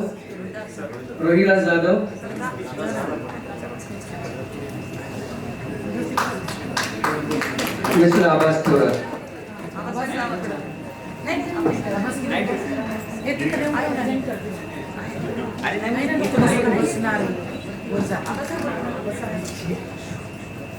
Thank you so much for giving your time. आणि आज आपण त्यांच्या विचारांनी प्रेरित होऊन बरेचसे आपल्याला परिचित आहे सगळ्यांचं. पण सर एम इंट्रोचं मी थोडंसं इंट्रोडक्शन देतो. आंबेडकर इंटरनॅशनल मिशन जे काही डेलिगेट्स ते नवीन आहेत सगळ्यांना माहिती आहे. आंबेडकर इंटरनॅशनलची सुरुवात ही मलेशियापासून झाली होती. राजू कांबळे यांच्या डोक्यात एक संकल्पना आली होती की जे परदेशामध्ये आपले आंबेडकराईट असतात त्यांच्यासाठी एक ऑर्गनायझेशन तयार करावी आणि त्या ऑर्गनायझेशनचं नाव असेल आंबेडकर इंटरनॅशनल मिशन. आज हे ऑर्गनायझेशन जवळपास 12 ते 13 देशामध्ये फुल फ्लेज काम करते. याच्यामध्ये कुठलीही हिरार्की नाही आहे की कुठला अध्यक्ष असेल, प्रेसिडेंट असेल, कुठल्याही सामाजिक कुठल्याही राजकीय पक्षाशी संबंधित नाही आहे. Only our objective the pay back to society. Pay back to society हाच एक उद्देश घेऊन आम्ही वेगवेगळे उपक्रम राबवतो, ज्याच्यामध्ये लायब्ररी उभारणे, वेगवेगळ्या भागामध्ये लाईक बिहार असेल किंवा जो काही दुर्गम भाग आहे त्या भागामध्ये शिक्षणाची ओढ कशी निर्माण होईल आणि तिथे शिक्षणाचा प्रचार आणि प्रसार कसा आहे. बाबासाहेबांचं म्हणणं होतं की शिक्षण समाजाच्या शेवटच्या घटकापर्यंत पोहोचलं पाहिजे. तोच उद्देश डोळ्यासमोर ठेवून आम्ही लायब्ररी आणि आमची सोलापूरमध्ये एक शाळा पण आहे. अगोदर ती शाळा आम्ही फक्त KG आणि बालवर्ग असं सुरू केलं होतं. आम्हाला सांगण्याला आनंद होतो की मागच्या 10 वर्षामध्ये शाळा 1 to 10 ग्रेड पर्यंत झाली आणि इंग्लिश मीडियम स्कूल आहे. असे बरेचसे प्रोजेक्ट आपण करतो ज्यामध्ये काही विद्यार्थ्यांना स्कॉलरशिप दिल्या जाते आणि हे सगळे प्रत्येक महिन्याच्या अगोदर जे शुक्रवारी सुट्टी असायची आता रविवारी झाली तर प्रत्येक महिन्याच्या पहिल्या शुक्रवारी कोणाच्या तरी घरी जिथे जागा मिळेल तिथे आम्ही बसतो, डिस्कस करतो आणि काही प्रोजेक्ट असेल, social project, not political project, social project आम्ही घेतो. वेगवेगळ्या मोठ्या मोठ्या वक्त्यांना आपण इथे बोलवलेले आहोत आणि त्यांनी आपले विचार मांडले आणि तसाच एक धागा घेऊन आज एक संमेलन आपण इथे पार पडतो. त्याचप्रमाणे आमचे जे काही विचार आंबेडकर विचारांना जे जे प्रेरित करतात, फुले शाहू आंबेडकरांचे जे विचार मानतात, अशा संस्थांना सोबत घेऊन आपण हे विचारांचं काम पुढे नेत आहोत. तर यानंतर मी मनीषाताई जगताप यांना विनंती करतो की त्यांनी पाहुण्याचा परिचय आणि पाहुण्याचं स्वागत करावं.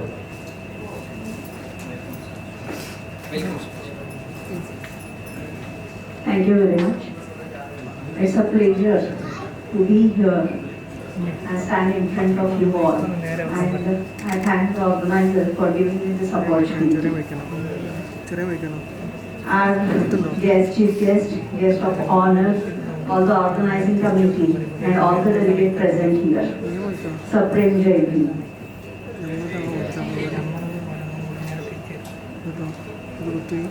जगाला बुद्ध नको, सॉरी परत मी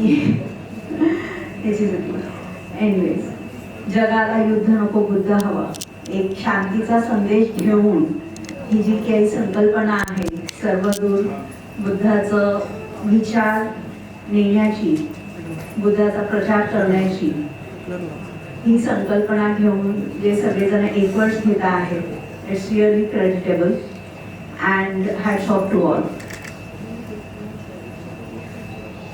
समतेचा, करुणेचा, प्रज्ञेचा हे जे काही शिकवण बुद्धाने आपल्याला दिलेली आहे, समतेचा विचार सर्वात महत्त्वाचा वाटला आणि म्हणून आंबेडकरांनी बुद्धांच्या धर्माचा स्वीकार केलेला आहे.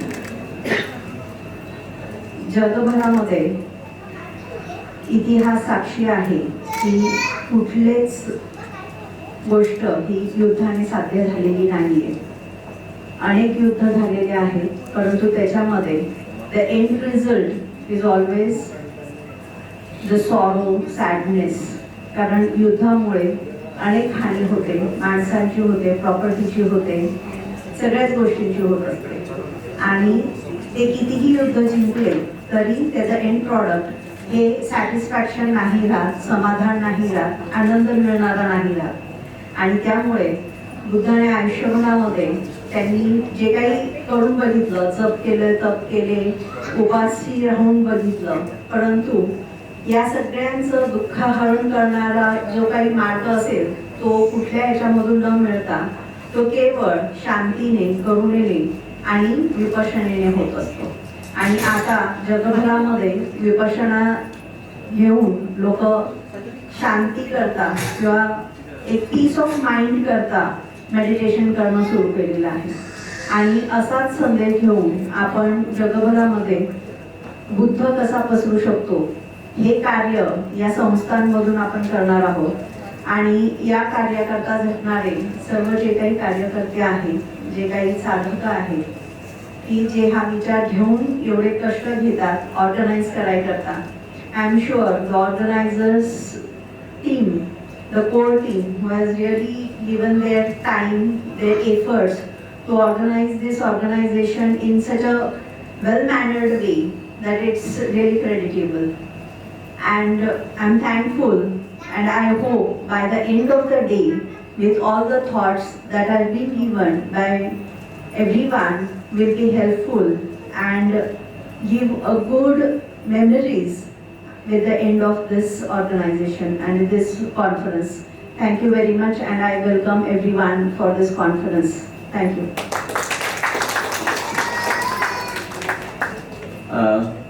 मी आजच्या कार्यक्रमाच्या स्वागताध्यक्षा यांना अशी विनंती करतो की त्यांनी आजच्या कार्यक्रमाचे अध्यक्ष, या संमेलनाचे अध्यक्ष उत्तम कांबळे सर यांचा सत्कार करावा.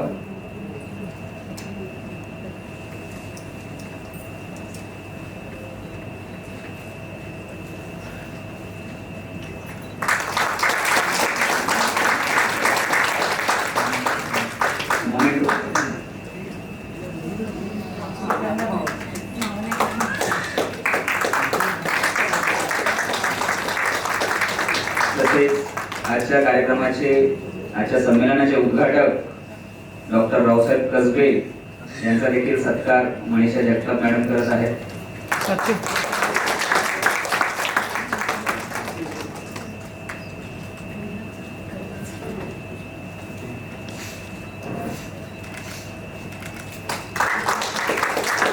यानंतर डॉक्टर पॉल यांचा देखील सत्कार डॉक्टर मनीषा जगताप मॅडम करत आहेत.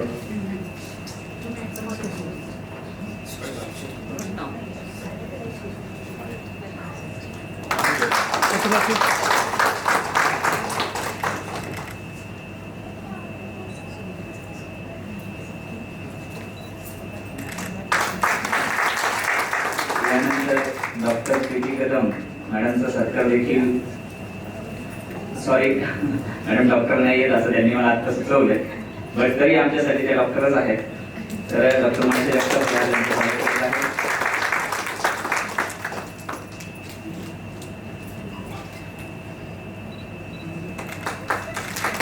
यानंतर फुले शाहू आंबेडकर विचार प्रसारक मंडळ भोर याचे अध्यक्ष डॉक्टर रोहिदास जाधव यांचंही स्वागताध्यक्षा मनीषा जगताप मॅडम करत आहेत.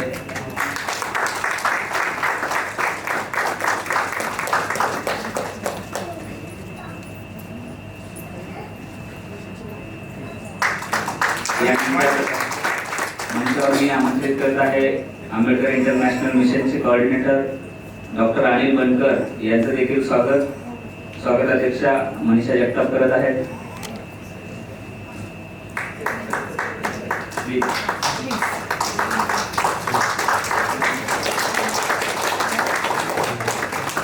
थँक्यू.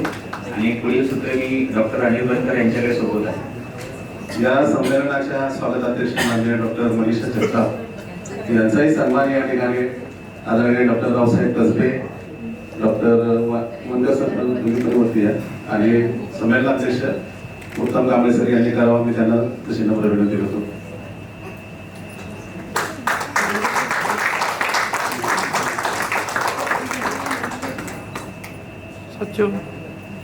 या संमेलनाचे नियोजन त्यांनी नेमक्या पद्धतीने केलं ते फुले शाहू आंबेडकर विचार प्रसारक मंडळाचे आमचे कार्यकर्ते माननीय आबासाहेब थोरात यांचाही सन्मान आदरणीय कसबे सर आणि कांबळे सरांनी करावा, मी त्यांना तशी विनंती करतो.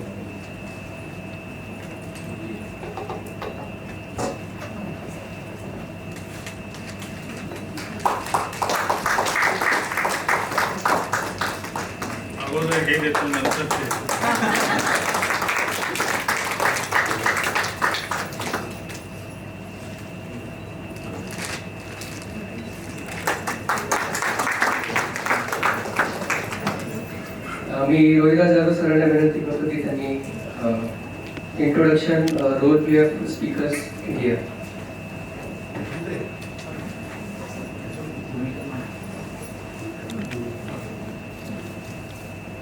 धम्मचक्र प्रवर्तन दिनाच्या पार्श्वभूमीवर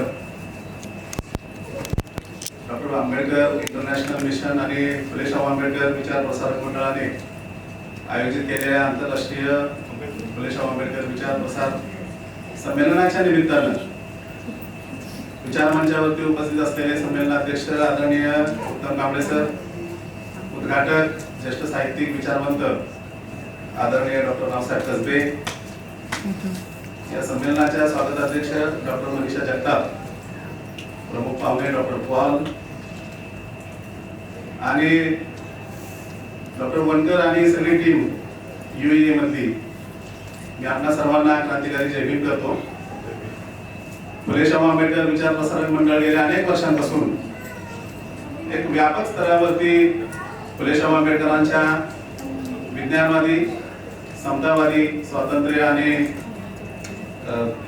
बंधुत्ववादी विचारांचा प्रचार प्रसार गेल्या अनेक वर्षांपासून करत आहे.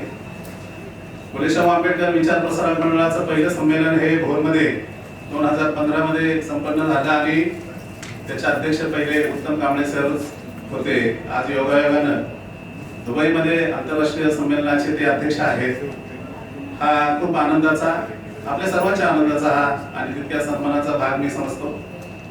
कारण आजपर्यंत जी संमेलनं झाली भोरपासून ते आज दुबईपर्यंतची, ते नॅशनल लेवलला झाली आणि आंतरराष्ट्रीय स्तरावरती सुद्धा झाली. गेल्याच महिन्यामध्ये मॉरिशसमध्ये आंतरराष्ट्रीय स्वरूपाचं संमेलन झालं आणि या मॉरिशसमध्ये पहिला मॉरिशस मधला डॉक्टर बाबासाहेब आंबेडकरांचा पुतळा फुले शाहू आंबेडकर विचार प्रसारक मंडळाने आणि त्या पुतळ्याचं उद्घाटन त्या देशाचे राष्ट्रपती आदरणीय पृथ्वीराज सिंग रूपन यांच्या हस्ते नुकतंच झालेलं आहे. त्याही कार्यक्रमाला सन्माननीय कांबळे सर आणि काही सन्माननीय व्यक्ती या सभागृहामध्ये बसलेल्या आहेत, त्या संमेलनामध्ये होत्या. खरं तर राष्ट्रीय आंतरराष्ट्रीय स्तरावरती जाण्यापूर्वी वेगवेगळ्या कॉलेजमधून, विद्यापीठातून फुले शाहू आंबेडकरांचे विचार मंडळाने सर्वसामान्यांपर्यंत पोहोचवण्यासाठी सभा, संमेलन, परिसंवाद, चर्चासत्र यांच्या माध्यमातून घेऊन आम्ही गेलेलो आहोत. आणि तेच खरं तर मंडळाचं मिशन आहे आणि हे मिशन आज दुबईपर्यंत येऊन पोहोचलेलं आहे.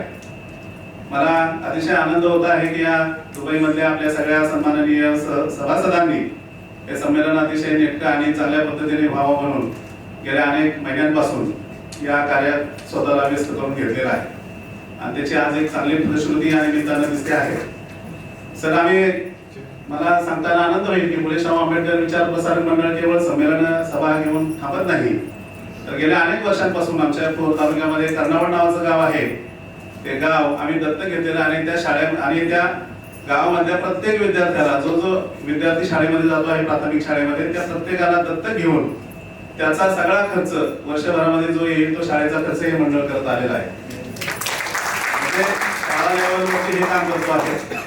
आम्ही देशामधलं पहिलं संविधान साक्षर गाव लवेरी केलं, म्हणजे देशातलं 100% संविधान साक्षर गाव हे लवेरी झालेलं आहे. ज्या संविधानाचा आपण सर्वत्र जागर करत असतो, पण त्याची एक चांगली भूमिका घेऊन आम्ही लवेरी नावाचं भोर तालुक्यातलं पहिलं गाव हे देश पातळीवरचं संविधान साक्षर केलेलं आहे. पुढची भूमिका आम्ही भोर तालुका हा संविधान साक्षर करणार आहोत आणि ती सुरुवात पण झालेली आहे. नजीकच्या काळामध्ये काही अनेक संमेलनं होतील, सभा होतील, परंतु मगाशी आमचा मित्र विनीतशी चर्चा करत असताना एक महत्वाचा मुद्दा लक्षात आला की दुबई हे आंतरराष्ट्रीय पातळीवरचं एक जागतिक स्वरूपाचं एक आर्थिक केंद्र आहे, शहर आहे आणि या ठिकाणी अनेक मोठमोठे उद्योग व्यापार राच्या निमित्तानं आपण सगळेजण भारतातून आलेले आहात. पण आपल्या बांधवांच्यासाठी जर काही उद्योगाच्या आणि रोजगाराच्या काही सुवर्ण संधी जर असतील तर या संमेलनाच्या माध्यमातून एक चांगलं फलित बनवून आपल्याला घेऊन जाता येईल अशा जर काही आपण जर सांगितल्या तर आपल्या भोरमधल्या आणि महाराष्ट्रामधल्या, भारतामधल्या जे जे आपले युवक आहेत त्यांच्यापर्यंत जर काही पोहोचवता आल्या तर मला असं वाटतं की खऱ्या अर्थाने या संमेलनाचं फलित राहील. आणि त्या दृष्टिकोनातून आपल्याला काही जर मीटिंग घेता आली किंवा तुम्हाला काही जर इथे सांगता आलं तर मला असं वाटतं, मी नम्र विनंती करेल की ते सांगावं कृपया, की जेणेकरून आपल्याला त्यांच्यापर्यंत या सगळ्या संधी घेऊन जाता येईल. या निमित्तानं मला 2 शब्द बोलण्याची संधी मिळाली, आपल्या समोर बोलण्याची संधी मिळाली. मी आपल्या सर्वांना धन्यवाद देतो, थांबतो, कारण बराचसा वेळ झालेला आहे आणि मुख्य पाहुण्यांना आपल्याला ऐकायचंय, त्यामुळे मी या ठिकाणी थांबतो. धन्यवाद. Thank you sir. तुमच्या पुढच्या कार्यासाठी मंगलमय कामना आणि खूप चांगले कार्य ते करतात, त्यामुळेच आपण आज हा कार्यक्रम दुबईमध्ये घेत आहोत. यानंतर मी आबासाहेब यांना विनंती करतो की त्यांनी या संमेलनाचं स्वरूप सांगावं, उद्देशाने. Thank you Anil sir. आजच्या या संमेलनाचे उद्घाटक डॉक्टर रावसाहेब कसबे सर, आजच्या संमेलनाचे अध्यक्ष माननीय उत्तम कांबळे सर, प्रमुख पाहुणे doctor Paul, Preeti madam, Rohidas Jadhav sir, Anil Bankar आणि दोन्ही टीम. या संमेलनाचं आयोजन नियोजन करताना मला इतका आनंद झालेला आहे तो मी व्यक्त करू शकत नाही. त्याचं कारण असं की दोन वेगवेगळे देश मिळून एका विचाराचे लोक एकत्र येऊन त्याचं काय आउटपुट मिळतं हे तुमच्या समोर. म्हणून आजचं हे इंटरनॅशनल संमेलन आयोजित करण्याचं कारण असं की वेगवेगळ्या देशात आपण हे पूर्वगामी विचार, फुलेशाह आंबेडकर विचार हे पेरत जातोय आणि त्याचं काहीतरी आउटपुट मिळतं. जे आउटपुट आता रोहिदास जाधव सरांनी आपल्यासमोर मांडलं की मॉरिशसमध्ये आज आपण आंबेडकर रिसर्च पेपर सुद्धा तिथे युनिव्हर्सिटीला दिलेले आहेत आणि युनिव्हर्सिटीमध्ये सिलेबस देखील आंबेडकरांचा लागलेला आहे आणि पहिला मॉरिशस मधला पुतळा आपण तिथे दिलेला आहे. त्याच पद्धतीने आपण इथे दुबईमध्ये जे संमेलन आयोजित करतो आहोत, हे संमेलन आयोजित करताना सर UAE ची जी टीम आहे त्या टीमने अहोरात्र प्रयत्न केलेले आहेत. सकाळी 5 वाजेपर्यंत डॉक्टर अनिल बनकर सर आणि हे सगळेजण इथे उपस्थित होते. मला सांगायला आनंद वाटेल की दोन्ही टीम जे आहेत, आंबेडकर इंटरनॅशनल मिशन आणि फुलेशाह आंबेडकर विचार प्रसारक मंडळ, हे कुठल्याही राजकीय पक्षाशी संलग्न नाहीये आणि त्यामुळेच हे दोन्ही संघटना एकत्र येऊन हा प्रोग्राम इथे होतोय. इथं कुणाकडूनही आपण कुठल्याही राजकीय पक्षाकडून फंडिंग घेतलेलं नाही किंवा काही नाही. अजून एक गोष्ट आवर्जून उल्लेख करतो की ते बसलेल्या प्रत्येक जणांनी याचं कॉन्ट्रीब्युशन दिलेलं आहे. कालच सरांनी ग्रुपवर लिस्ट पाठवली होती की UAEच्या किती लोकांनी किती कॉन्ट्रीब्युशन केलेलं आहे, किती दिराम काढलेलं आहे. कारण की आपण इथे कुणाकडूनही फंडिंग न देता हा प्रोग्राम दोन्ही टीमनी व्यवस्थित आयोजित केलेला आहे. मी जास्त बोलणार नाही कारण की बोलण्यासाठी आपल्याकडे वक्ते आहेत आणि त्यांचाच आपल्याला ऐकून घ्यायचं आहे. सो मी पुन्हा एकदा शुभेच्छा देईल या संमेलनाला आणि धन्यवाद व्यक्त करेल की आंबेडकर इंटरनॅशनल मिशन UAE या टीमने आपल्याला इथे संधी दिली. दुसरी एक गोष्ट अजून नमूद करतो की 2019 पासून आपण त्यांच्या पाठीमागे लागलेलो होतो की हे संमेलन इथे व्हावं. 2019 ला आंबेडकर इंटरनॅशनल मिशनच्या मेघांचा चेहरा बोलतो. दुःख कसं व्यक्त करायचं हे फक्त त्यांचे हात बोलतात, बोटं बोलतात. त्यांच्या पायातले जे झंकार असतात त्याच्यामधून माणसातली कंपन तुम्हाला दिसू लागतात. तेव्हा हा तर जगण्याचा अर्थ आहे, हे तर आहे. तेव्हा बुद्धाने सांगितलं की तुमच्या आत नेमकं काय आहे हे पहिल्यांदा तुम्ही शोधा आणि मग त्याचं प्रकटीकरण कसं करायचं हे तर तुम्हालाच करावं लागणार. नुसतं नाचून उपयोग नाही. तुम्हाला जर प्रेम करायचं असेल, स्वतःवर प्रेम करायचं असेल, जगण्यावर प्रेम करायचं असेल, प्रियकरावर प्रेम करायचं असेल, नवऱ्यावर फारसं कोणी प्रेम करत नाही, तो वेगळा पाहिजे. पण कोणावरही प्रेम करायचं असेल, ज्याच्यावर प्रेम करायचं असेल ते आतून करा आणि जेव्हा ते आतून येतं त्यावेळी ते आतून असतं. ज्यावेळी ते बाहेरून येतं, शरीरावरून येतं, त्यावेळी ते कधी तुटू शकतं आणि त्याचा काही उपयोग नसतो. त्याची निर्मिती फक्त दुःख असते. तेव्हा हे तुम्हाला करायचंय. या देशातल्या सगळ्या अन्यायाच्या विरुद्ध हस्तक्षेप तुम्हाला करायचा आहे, तुम्ही. म्हणून बाबासाहेबांनी ही जी राज्यघटनेचा आता प्रेयाबल जो तुम्ही वाचला त्याच्यात काय सांगितलंय, जगातल्या सगळ्या राज्यघटना in the name of God असेल, in the name of Allah असतील, अमकं असेल तमकं असेल. आपल्याला पण घटना परिषदेत चर्चा होते in the name of Mahatma Gandhi, असं सगळं होतं. बाबासाहेबांनी ते ऐकलं नाही काही. बाबासाहेबांनी काय सांगितलं, ही राज्यघटना आम्ही भारतीय लोक लिहिली. अरे कोण तुम्ही जाणे? बाबासाहेब आंबेडकर हा पहिला महापुरुष की जो भारतात म्हणाला आम्ही भारतीय लोक. त्याच्या पूर्वीचे सगळे महापुरुष म्हणाले आम्ही ब्राह्मण, आम्ही क्षत्रिय, आम्ही वैश्य, आम्ही स्त्रिया, आम्ही पुरुष. पण बाबासाहेब तसं नाही म्हणाले. बाबासाहेब म्हणाले आम्ही भारतीय लोक, ज्याच्यामध्ये सगळ्या जाती, सगळे धर्म, सगळे लिंग एकत्रित आलेली आहेत. ही राज्यघटना तयार करतो. ही राज्यघटना आम्ही आम्हालाच देतो. आणि या राज्यघटनेचा स्वीकार आम्हीच करू. हे जे आम्ही आहे, हे जे मी आहे, हे जे आज काय जी खळबळ चालू आहे ही ती आहे. आणि म्हणून बुद्धाचा संदेश जो बाबासाहेबांनी दिला तो शेवटचा संदेश मी तुम्हाला सांगतो. आणि या संमेलनाचं उद्घाटन झालं असं पण जाहीर करून टाकतो. आणि शेवटचा एक संदर्भ तुम्हाला सांगतो. एकदा बुद्धाकडे एक माणूस गेला, फार शहाणा माणूस.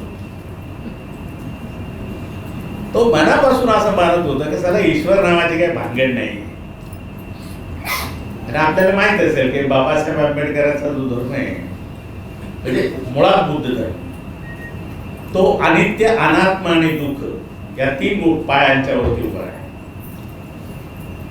त्या बाबासाहेबांनी आत्मा नाही हे सांगितलं, पण ईश्वराच्या बाबतीत जरा गडबड आहे त्याच्यात.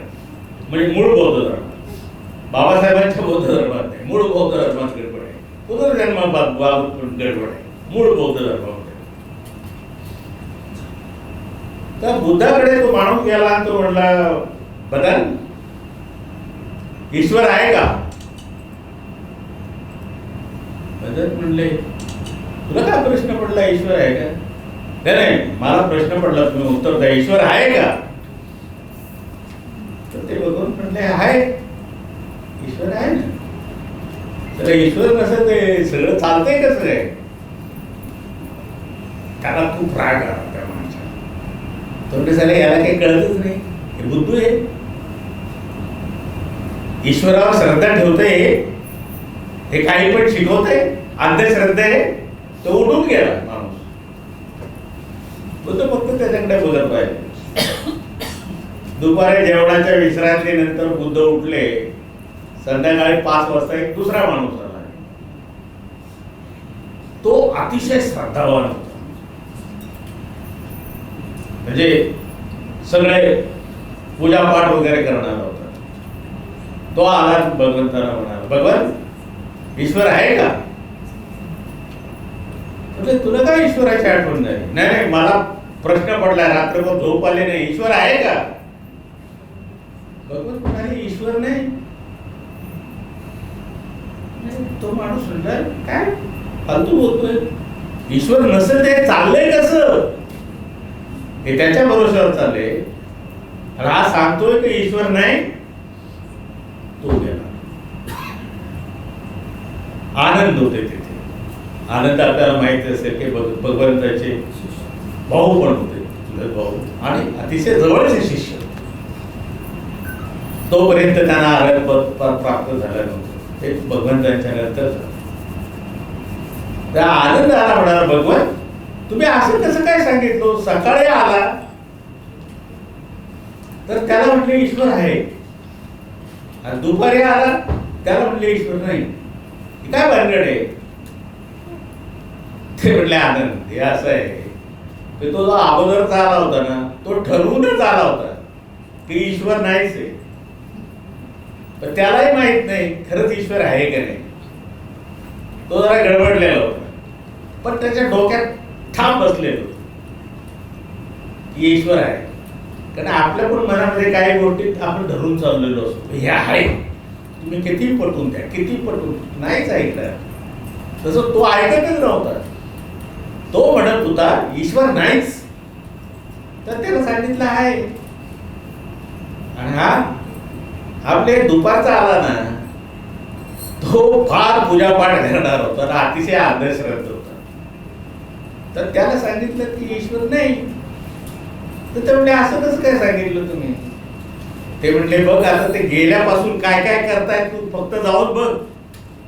हे दोघेही शोधत होते ईश्वर आहे की नाही, ईश्वर आहे की नाही, ईश्वर आहे की नाही याची खात्री जोपर्यंत तुम्हाला पटत नाही तोपर्यंत तुम्ही ईश्वरावर श्रद्धा ठेवू शकत नाही. आणि जेव्हा हे दोघेही प्रयत्न करायला लागले त्यावेळेस त्यांच्या असं लक्षात आलं की अरे तिथे तर काहीच नाहीये, हे तर गोष्ट खरी आहे, पण ईश्वर नाही याचा तुम्हाला अनुभव आला तरच ईश्वर नाही असं म्हणा. ईश्वर आहे याचा अनुभव तुम्हाला आला तरच तुम्ही म्हणा. पण हे कोणी ठरवायचं? हे तुम्ही ठरवायचं, हे तुम्ही ठरवायचं. म्हणून बुद्ध म्हणले की त्यांना विचार करू दे, स्वतःशी संघर्ष करू दे, अनेक वेळा प्रश्न विचारू दे स्वतःला की ईश्वर आहे की नाही. आणि ज्यावेळी ते असा विचार करीत करीत जातील त्यावेळी शेवटचा जो क्षण येईल त्यावेळी त्यांना जे कळेल ते त्यांचं त्यांच्या दृष्टीने खरं असेल. पहिल्यांदा तुम्ही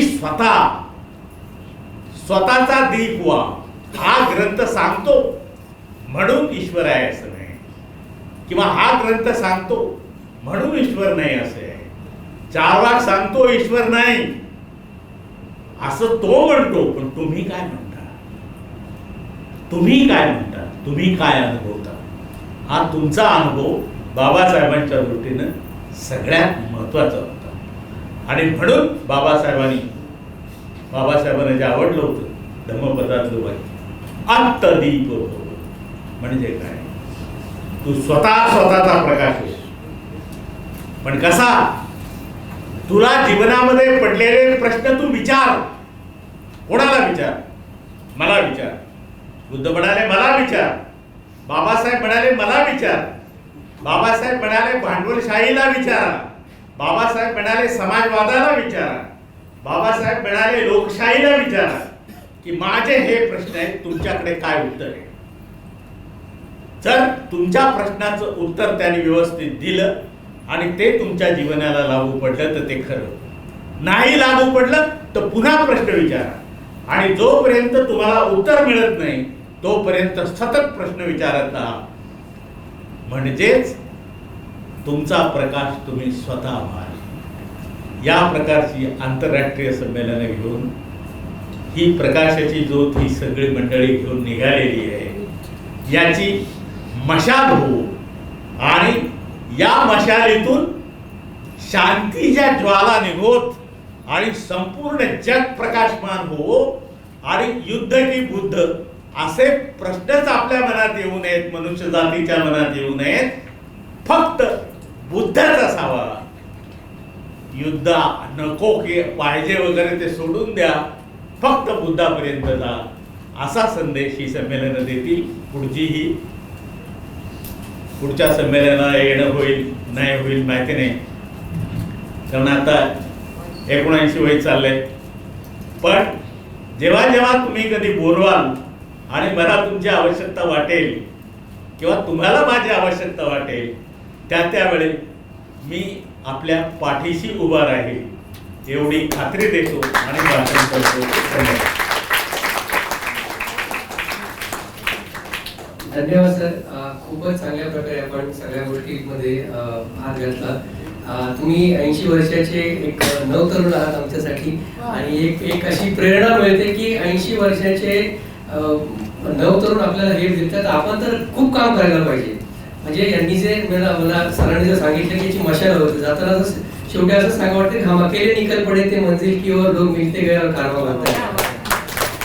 थँक्यू सर. सरांनी सगळ्या आता दिवसपासून डॉक्टर बाबासाहेब आंबेडकरांचं भूमिका, नव्यानं बुद्धिझम या सगळ्या विषयाला सर थँक्यू सो मच. याच्यामध्ये डिटेल्स जर तुम्हाला अजून त्यांचे साहित्य पुस्तकामधून तुम्हाला खूप काही ज्ञान मिळेल. ते साहित्य उपलब्धही आहेत तर आपण ते जरूर वाचावेत. वाचनाने माणूस घडतो. After that we have an international speaker. He was wondering what is going on. He doesn't understand the English language, but he is very useful to the practice of mindfulness and the happiness. Actually, I was supposed to present the paper on Buddhist medicine, so that is we are practicing here. So तुम्ही जर बघितलं असेल की जे काही right wings आहे किंवा जे काही एक स्ट्रक्चर तयार झालेलं आहे की Ayurveda is the base of all the medicine. Okay, आयुर्वेदाचा सगळा बेस आहे. But if you go in the root, what is the thought behind that, त्याची जी फिलॉसॉफी ती कुठून येते? ती बुद्धाकडनं येते. आणि बुद्धिस्ट मेडिसिन म्हणजे जीवका जे होते, Jivaka he was the first physician of Buddha. आणि ते आज कुठेतरी दिसतच नाही तुम्हाला ग्रंथामध्ये, कुठल्याही याच्यामध्ये दिसत नाही. पण त्यांच्या you take any medicine, you take any example of therapy of happiness, you will find there. But happiness, mindfulness, meditation for our real life, how it is important. So that is going to present Dr. Paul. So I would request Dr. Paul. Dr. Paul is a human capital consultant. He worked with the US he worked with the many government entities, and now he is helping us to develop the portal healthjivaka.com. So I request Dr. Paul.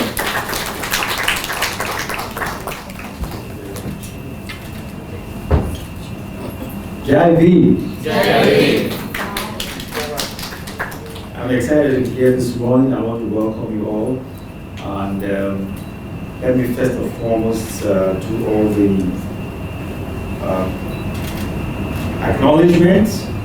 I want to recognize and acknowledge every of the guests that is here present this morning. So please pardon me if I'm not able to speak in your dialect. Maybe I'm meditating while the talk is going on. All right, so I want to acknowledge Dr. Raosaheb Kasbe and Mr. Uttam Kamble and Mrs. Preeti and every other the leadership of Ambedkar International.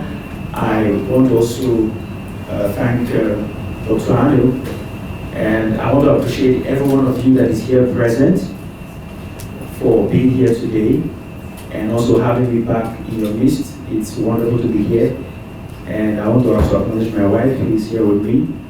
And in the next few minutes, I will be sharing very quickly because I don't have much time.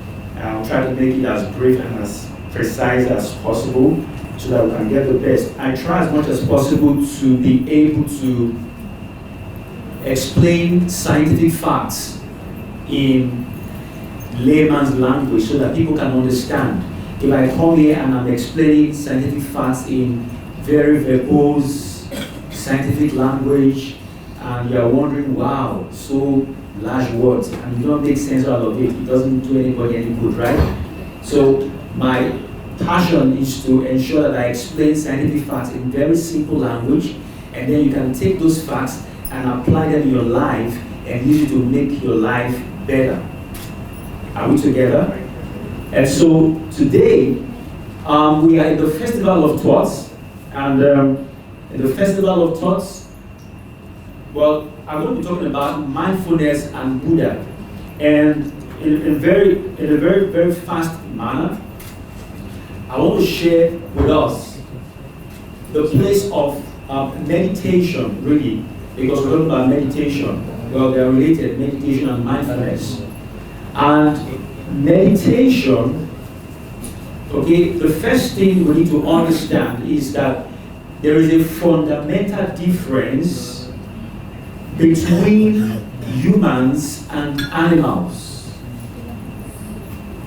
The last time I checked, the lion is called the king of the forest. But at least in the time of human existence that we have seen, the forest hasn't changed by virtue of the activities of the lion. Am I communicating? The forest has not changed.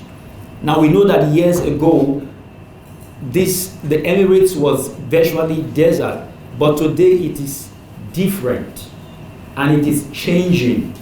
Why? Because human beings have the capacity to evolve. Human beings have the ability to be able to improve, to change their environment. So human beings are not animals. We are higher than animals. And the reason is because human beings have the ability to process thoughts. Our ability to process our thought is what makes us above animals. And so, if you are not able to process your thoughts, you are going to remain at the level of an animal. And that is not supposed to be. You see, there are over 7 billion people on the earth. And we know from science that of these 7 billion people, no two persons are alike. Even if you are born as a twin, your genetic makeup is unique. And because you are unique, comparing yourself to other people is very useless.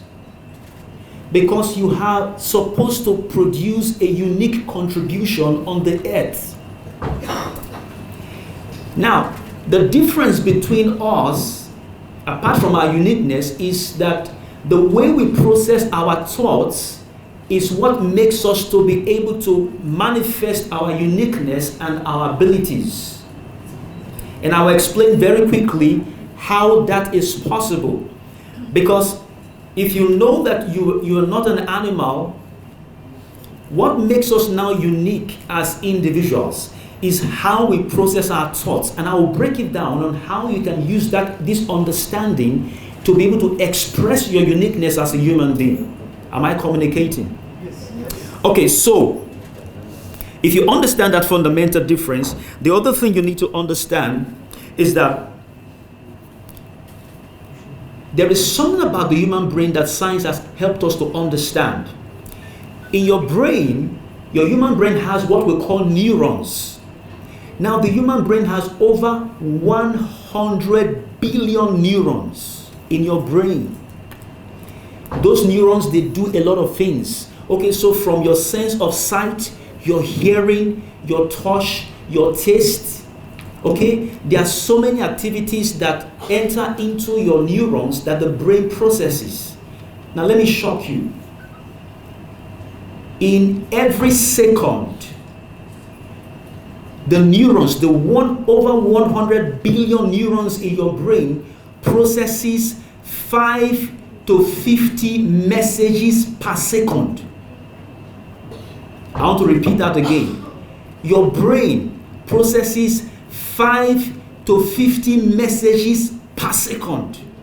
As you're sitting right now, there are 5 to 50 messages that are being processed by the neurons in your brain.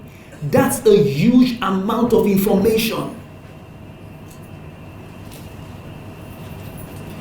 So, as those messages are going through your neurons and it's being processed, it is your ability to know how to apportion those messages that makes you create meaning in your life. If you don't know how to process it, you will get to a point you will look confused. So I will share very quickly some of the things that you can do. So if that is a fact, the other thing is that is meditation really important? Because you see, a lot of religions, and there are many religions in the world. I think India has one of the highest number of religions, right? Okay. So there are many religions in the world, but if you study religions, and I don't want to bore you with all of the research facts and research papers, but let me say something there very quickly. If you look at the religions in the world, a lot of the religions, one of the major things they talk about is meditation. Now, in my practice in psychiatry, in mental health, in interacting with hundreds of clients, one of the problems we have with people is that when they come to us in psychiatry, or we are counseling them, or in psychology, most of those people, they have issues with their mind. Now, there's what we call schizophrenia. Schizophrenia means split mind. Schizophrenia is taken from the word schism. The word schism in the English language means a division. So when we say someone has schizophrenia, it actually means that the person has a split mind. In other words, the mind is divided. Now, the reason why that is because that person is unable to concretize his thoughts. And so when the messages that are coming into his neurons are coming, they are divided, they are split. In fact, we have what we call split personality. We have personality disorders. So meditation is really, if you look at it in context, meditation is not just a religious activity. Meditation is supposed to be something that every human being should be engaged in, because it is meditation that helps you to reconcile your thoughts. I want to give you very quickly 3 points why you need to engage in meditation. Now, I'm not going to share with you how you're going to meditate, because There are different ways to meditate because there are very many research, a lot of research has been done. Now you see, in recent times there has been a lot of talk about mindfulness and so on and so forth. There are different ways to meditate. So I'm not going to share with you why you need to, how you're going to meditate, but I'm going to share you why you should meditate so that you can use the practice of meditation to make your life better. But the point I want to express here, first and foremost, is the fact that don't see meditation as a religious activity. It's not. It is meditation, like I said just now, that will help you to make sense out of nonsense. Because a lot of things happen to you in life. You go through stuff, you hear things, you hear news and information. It is in your place of meditation you are able to take all of this information that is bombarding you from the television, from your neighbors, from your family, from your friends, from a lot of life experiences. You are able to place them and make sense out of the nonsense. So very quickly, point number one is that it is through meditation that you awaken and reawaken your consciousness and your sense of purpose. Because if you don't have your sense of consciousness of who you are, you will have loss of identity. If you don't recognize who you are, you don't know who you are, you are not conscious of your person, you're not conscious of your abilities, you're not conscious of your potential and what you can do, what will happen is that you will try to use external things to give you a sense of meaning. Let me say this very quickly. As a human being, external things can never give you that sense of purpose or meaning. It is in the place of meditation you capture it. Now, sometimes when you experience a lot of circumstances in life, what happens is that you can sometimes lose that sense of consciousness or the sense of purpose. Maybe you had some failures that happened in your life, or you're experiencing series of failures from one to the other. It is in meditation you can recapture your sense of awareness and your sense of consciousness and your sense of purpose for you to rise through that situation and move on. It is not by comparing yourself and saying, oh, why is this person doing better than me? And why that person doing better than me? Or maybe there's something, this and that. No, you must, it is in meditation you capture that sense of consciousness back. And you're able to bounce out of failure and press on. And so meditation is very important. It's very critical. It's not a religious activity. Because like I said, over 5 to 50 messages are going through your mind. So if you don't have a way of looking at them and putting all the things together, you will lose your sense of consciousness. And you see some people get into drinking, some people get into womanizing, you're flirting from one place to the other. No, it's not going to give you any sense of meaning. It's a meditation. Nothing physical will enable you to be able to be an overcomer. Listen, we're celebrating Raosaheb Ambedkar, but let me tell you this. He was a great meditator. Every great man that you see on the earth are great meditators. They meditate. They meditate. See, everybody faces circumstances. Everybody faces situations. Everybody faces bad things that could happen to them. But it's in the place of meditation you capture your sense of consciousness and your power of purpose. Point number 2. It is through meditation that we organize our thoughts. If you don't practice meditation, your thoughts will be scattered. And you see some people get into drugs because they want to feel happy. They want to constantly feel high because their thoughts are not organized. I've written a book, I called it Reformat Your Head. It's on Amazon, you can get it on Amazon. Okay? And I talk about how you can, the practice of what you can do to put your thoughts together. When your thoughts are not put together, when they are disorganized, your life will move in any direction. And like I said just now, that you are a unique being. You have a unique contribution to put on the earth. And you cannot allow your thoughts to be random. You need to organize your thoughts, and it's through meditation you're able to make that happen. So I don't want to begin to look at meditation anymore as, well, it's just one of the things we do, in Buddhism. No, it's more than that. Meditation is what will make your life organized. See, when you are organized on your inside, the outside will begin to get organized.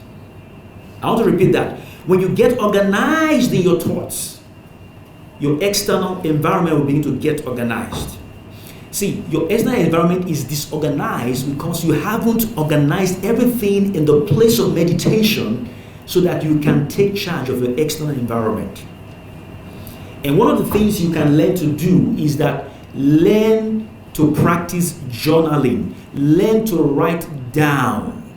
It's one of the most powerful secrets of organizing your thoughts. When you have come out of the place of meditation, or sometimes in the place of meditation, depending on how you practice your meditation, you can have a journal, a notebook, write down your thoughts. Let me say this quickly. Your mind is not a reservoir. Many people, they think that, oh, okay, I'll remember that, I'll remember. And so you're accumulating a lot of things in your mind. When you can put your thoughts on paper and keep it somewhere, you can go back and look at those thoughts again, and you refresh your memory. Your mind is not a reservoir, your mind is a pipe. Now what people do is they try to turn their mind from a reservoir, they try to turn their mind into a reservoir instead of allowing it to be a pipe. So when thoughts flow through your mind, you can, the one you want to remember again, write it down somewhere. Because if you don't and you accumulate those thoughts, a point in time you will get to a point in time in your life whereby it will be so scattered. Like I said, meditation will help you to concretize, simplify, organize, and then you know what to do. You see, some people say, in my opinion, why? Because they have thought through something, and so they have formed workers. What happens is that there are things you will hear that could hurt you as a person. If you don't learn how to concretize these things, if you don't know how to resolve these things in the place of meditation, what happens? You will go around, you will carry baggages of mental conflicts in your mind. And before you know, you start breaking down mentally. So meditation is very important for you. It helps you to reset your mind. So from today, I hope that you will go back and begin to practice what you taught, how to meditate, in your practice of Buddhism, and you will see a significant difference. In rounding up, Sri Shimnoy said something. He said, I meditate so that my mind cannot complicate my life. The reason you think your life is complicated is because you are not meditating. So this is the most important takeaway that everyone has to remember, and I hope that going forward you will be able to practice meditation and make your life significantly different. Thank you very much.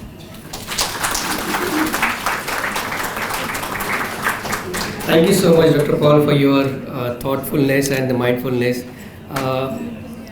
Ambedkar international मिशनचा हा एक असा प्रयत्न असतो की जे non Ambedkarite आहेत किंवा जे नॉन बुद्धिझम आहेत, कारण की आपल्याला बाबासाहेब माहीत आहेत, आपल्या सगळ्यांना बाबासाहेब माहीत आहेत, पण आमचा एक असा विषय ऑब्जेक्टिव्ह असा आहे की बाबासाहेब ज्यांच्यापर्यंत पोहोचले नाही त्यांच्यापर्यंत बाबासाहेब कसे पोहोचायचे. मागच्या 14 एप्रिल हे आपले चीफ गेस्ट होते. त्यांना माहीत नव्हतं बाबासाहेब कोण आहे, त्यांना फक्त भारतामध्ये महात्मा गांधी माहिती होते. पण ज्यावेळेस आमचं त्यांच्यासोबत इंटरॅक्शन झालं आणि त्यांनी बाबासाहेबबद्दल इतकं वाचलं की ते प्रमुख पाहुणे म्हणून 14 एप्रिलच्या कार्यक्रमाला आले. आणि आज ते एक स्टेप पुढे जाऊन माइंडफुलनेस आणि बुद्धिझमवर भाष्य करत आहेत. म्हणजे ही एक स्टेप बाय स्टेप आपल्याकडे एक प्रोग्रेस म्हणजे आंबेडकर इंटरनॅशनल मिशनचं एक फलित आहे. यानंतर I would like to call Preeti Varade to she is channel delivery manager, and she is very passionate about the woman empowerment. She wants to connect how the Navayana Buddhism and the overall Ambedkar thoughts help her and help every woman for the woman empowerment. So I would request Preeti ji. Jai Bhim, Namo Buddhaya. Thank you, Dr. Paul, for giving this wonderful information. how you can sort out your own problems, right? There is a thought process. There are 50 thoughts going in 1 second. You need to sort out which one is relatable, and rest of the garbage you can throw it out, then organize it, and then process it. This is how the human life is, and this is the cycle is. सबसे पहले जैसे doctor Anil ने बोला है कि मैं Buddhism के ऊपर मैं बात करूँगी, but I want to speak in the common language which can be relatable with you and everybody like me. I'm a common person, so I want to correlate with everybody and pass on the message which can be relatable to each individual. So सबसे पहले भारत और Nigeria, if I'm not mistaken, right? Nigeria से आए सभी मेहमानों का मैं AIIMS UAE की तरफ से हार्दिक अभिनंदन करती हूँ और आशा करती हूँ कि आपका आज का दिन एक यादगार दिन रहे जो हमेशा आपके जहन में बसा रहे. Thank you for providing me the opportunity to share my views here. I shall be speaking in the mixed language of Hindi and English. Apologies in advance because you might miss some portion of it. However, if you want to connect with me later, I'm more than happy to connect with you. One disclaimer, I'm not a scholar, so whatever I'm going to talk about here, it's my personal opinion and thought process based on the research which I have done. So if anything is going wrong, my apologies in advance. And of course, as I mentioned that I'm not a scholar, so I'm going to summarize my thought process in a very short time, considering the time constraint between for all the speakers and also the programs, cultural program is also waiting for you all to entertain yourself. Yeah. So विचारों के इस पर्व में आप सबका स्वागत है. We are here to celebrate धम्मचक्र परिवर्तन दिवस. आप सबको आपके अस्तित्व की पहचान देने वाले दिन की हार्दिक शुभकामनाएं. जब धर्म की बात हो रही है तो मैं जानना चाहूँगी आपसे कितने लोगों को ऐसा लगता है, do you think that religion is an important aspect of human life? Yes or no? Good to know that. And there is no right or wrong answer. So, I mean, काफ़ी लोगों ने हाँ जवाब दिया है, which is quite aligned with my personal opinion as well. Dhamm or dharm is very, very important because the religious community gives people a sense of belonging and provides an important source of social support. It also helps people to lead a healthier lifestyle, right? So from that perspective, हाँ धम्म की परिधि में बंध के रहना हमारे लिए बहुत ज़रूरी है. बात करूंगी हमारे अपने धर्म की. बुद्धिज़्म वक्त के साथ में इवॉल्व हुआ है, जैसे कि सर ने भी बताया है, और मेन माना जाता है कि बुद्धिज़्म में 2 मेन स्ट्रीम्स होती हैं, महायाना और Theravada. Basically the fundamental difference between, मैं बहुत ज़्यादा डिटेल में नहीं जाऊंगी what is the fundamental difference between these two, but I want to give you a very high level overview what is Theravada and Mahayana and how it is different than the today's Navyana Buddhism, which Sir has already explained in quite detail, right? So talking about the Mahayana Buddhism, it emphasizes the role model of bodhisattvas and commonly being followed in Tibet, China, Taiwan, Japan, Korea and Mongolia. In a nutshell, जब Mahayana Buddhism के अंतर्गत में ज्ञान प्राप्ति के बाद में that set of people comes back to the common people, society, and Buddhism का ज्ञान वो वहाँ पे प्रदान करते हैं. So this is a very, very high level of what Mahayana is all about. Touch basing the Theravada Buddhism, there are 2 fundamental concepts of Theravada Buddhism, which is Nirvana and Arhat. Nirvana is the perfect place that is free from all sufferings. The ultimate goal of Theravada Buddhism to attain Nirvana at the end of the cycle of their lives. और Theravada Buddhism को follow करने वाले mainly Sri Lanka, Myanmar, Thailand, North Korea, Nepal, India, etc. in these countries are there. So basically Theravada और Mahayana के अगर आपको difference high level में बोलूँ तो Mahayana में आप एम्पावरमेंट लेने के बाद में और एनलाइटनमेंट लेने के बाद में you go back to the common people and try to spread the Buddhism into those people, where is in Theravada आप ज्ञान अर्जित करते हैं and then you proceed towards the nirvana. That's the main difference. इसके साथ में एक वेरी वज्रयाना टाइप का बुद्धिज़्म भी है, वज्रयाना बुद्धिज़्म भी है, which is not being followed by a lot of people. It's followed by very limited set of people, and mainly it is being followed in Bhutan and Mongolia. And that is basically considered as esoteric Buddhism, right? Which is kind of it's said that it is born in Himalayas. Now coming back to our own Buddhism, right? 14th October 1956 को एक new Buddhism का जन्म हुआ जब बाबा साहब ने अपने 6 lakh followers के साथ में नागपुर की दीक्षा भूमि में बुद्ध धम्म की दीक्षा ली. This Buddhism is known as Navyana Buddhism. Since then, people who converted to Buddhism were called as Neo-Buddhist. End जो बुद्धिज़्म को उसके पहले फॉलो करते थे 1956 14th अक्टूबर से पहले, they are still being called as Buddhist. जब आपने कॉलेज के फॉर्म भरे होंगे तो उसमें शायद आपको दिखा होगा neo Buddhist, right? So this concept was not very clear to me itself, but when I gone through the details of it, I understood the logic behind why it is called as neo Buddhism or neo Buddhist.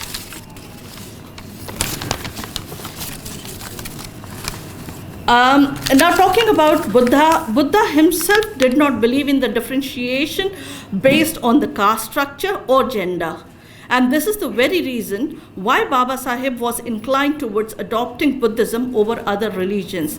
And probably this is all known to most of us कि बाबा साहब ने Buddhism धर्म को ही क्यों चुना बाकी सारे धर्मों का स्टडी करने के बावजूद भी, बिकॉज उनका मेन मुद्दा था gender or equality. Yeah, this is something which is looking at the Indian culture and Asian culture, जहाँ पे औरतों को एक different type से treat किया जाता था, आदमियों को एक different level दिया जाता था. That has been all kind of stabilized in Buddhism, because Buddha himself does not differentiate between based on the caste structure and also the gender structure. नव्याना को अगर आप स्प्लिट करते हैं या संधि विच्छेद करते हैं नव्याना का, so it's consisted of 2 words, नव विच मीन्स न्यू, याना means vehicle, right? End Navyana is the new vehicle designed by our own Bharat Ratna Dr. B.R. Ambedkar to free Dalits and eventually Indian society at large from the bondage of caste. This is also considered as the new vehicle of Buddhism to drive the social justice. Navyana Buddhism focuses on the social and political concerns of India's backward and underprivileged classes and communities. So far, am I understandable or am I going very fast? Yeah? Okay. Buddhism has also immensely contributed to the development of women. Looking into the ancient Indian culture, strict rituals, बहुत हमको पता है सती प्रथा और कैसे औरतों को एक डिफरेंट तरीके से ट्रीट किया जाता था. बुद्धिज़्म के साथ में ये सब चीज़ें ख़त्म हुई हैं एंड औरतों को वही दर्जा दिया गया है जो एक आदमी को दिया जाता है इस सोसाइटी में. This has provided women and every individual, so basically not only to the women but also each individual, a great opportunity to progress in his or her life.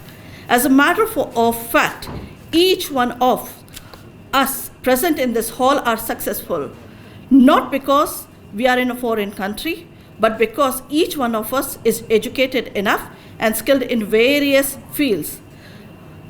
जब सक्सेस हाथ आ जाती है उसके बाद में इंसान क्या चाहता है कि हमारी ये जो सक्सेस है ये कंटिन्यू बनी रहे, और कंसिस्टेंसी प्लस पीस, 2 चीज़ें जो हैं एक आम आदमी को सक्सेसफुल होने के बाद में उसकी बहुत ज़्यादा ज़रूरत होती है. और इस चीज़ को हासिल करने के लिए basically the idea of this that when the successful person wants to have further progress is just to give a solid foundation to the next generation to progress further. Now Buddhism is going to help you to keep calm And Dr. Paul has explained very, very well how it is going to help you to keep calm, right? While you progress. And Baba Saheb has already opened the door for all of us to explore the world the way we want. Sky is the limit for us. हम कितना भी ऊपर जाना चाहें जा सकते हैं. बाबा साहब ने सारे दरवाजे खोल दिए हैं हमारे लिए. अब ये हमारे ऊपर है कि हम इसको कैसे आगे लेकर जाते हैं. अपने विचारों को मैं समेटते हुए कहूँगी कि आज हम सब की ड्यूटी बनती है कि हम अपने धर्म को प्रिजर्व करके रखें और बुद्ध धर्म के मार्ग को फॉलो करते हुए एक बेहतरीन जीवन जीने की कोशिश करें. इसके साथ मैं आपकी अनुमति चाहूँगी. जय भीम एंड जय भारत.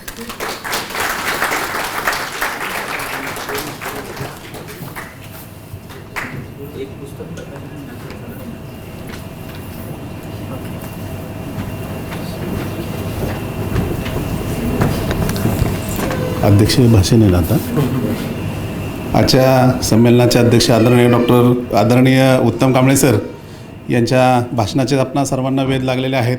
तत्पूर्वी सरांच्या भाषणापूर्वी एक छोटीशी उद्घोषणा आहे की आपल्यासोबत डॉक्टर रुपेश नरहरी कराडे हे आलेले आहेत आणि सृजन शोध नावाचा त्यांचा लेखसंग्रह, वैचारिक लेखसंग्रह या ठिकाणी आपल्याला प्रकाशित करायचा आहे. आदरणीय उत्तम कांबळे सर आणि रावसाहेब कसबे सरांना मी विनंती करतो की त्या ग्रंथाचं प्रकाशन या संमेलनामध्ये आपण करूया. पहिल्यांदा मी अशी विनंती करेन, कराडे सर ते पुस्तकं घेऊन यावरती आणि सरांना विनंती करतो सर या ग्रंथाचं कृपया आपण प्रकाशन या ठिकाणी करावे.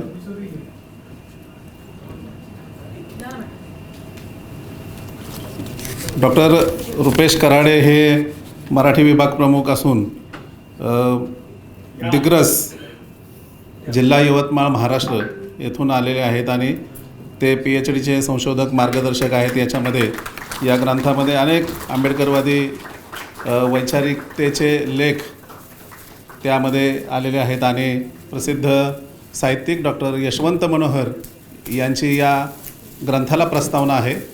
त्या ग्रंथाचं प्रकाशन या ठिकाणी होते. आपण जोरदार टाळ्यामध्ये या ग्रंथाचं स्वागत करूया.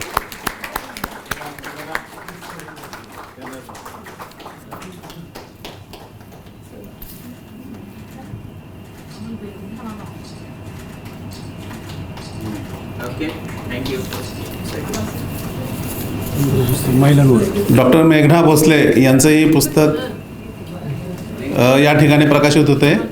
डॉक्टर मेघना भोसले यांनी प्रिय सखी, घरकाम करणाऱ्या ज्या स्त्रिया आहेत त्या स्त्रियांच्या समस्यांचं एक जागतिक पातळीवरचं विश्लेषण मॅडमवरती आहे ना, आणि स्वतः डॉक्टर ढगे सर गाईड आहे. सर तुम्ही पण वरती आहे. ढगे सर स्वतः गाईड आहेत मेघना भोसले यांचे.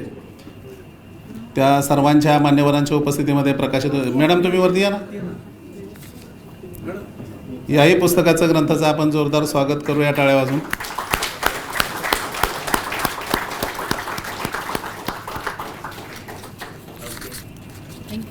मी आदरणीय कांबळे सरांना विनंती करतो की त्यांनी संमेलनाचं अध्यक्षीय भाषण करावं.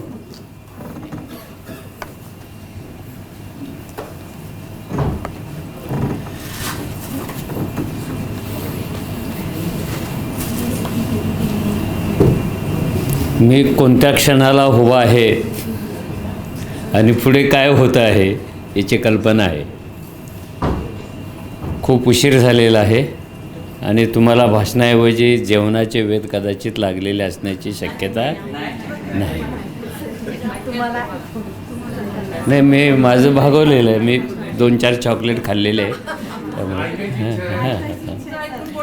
सर्वांना जय भीम. 3 वेळा. धन्यवाद धन्यवाद धन्यवाद. रेकॉर्डिंग होत आहे.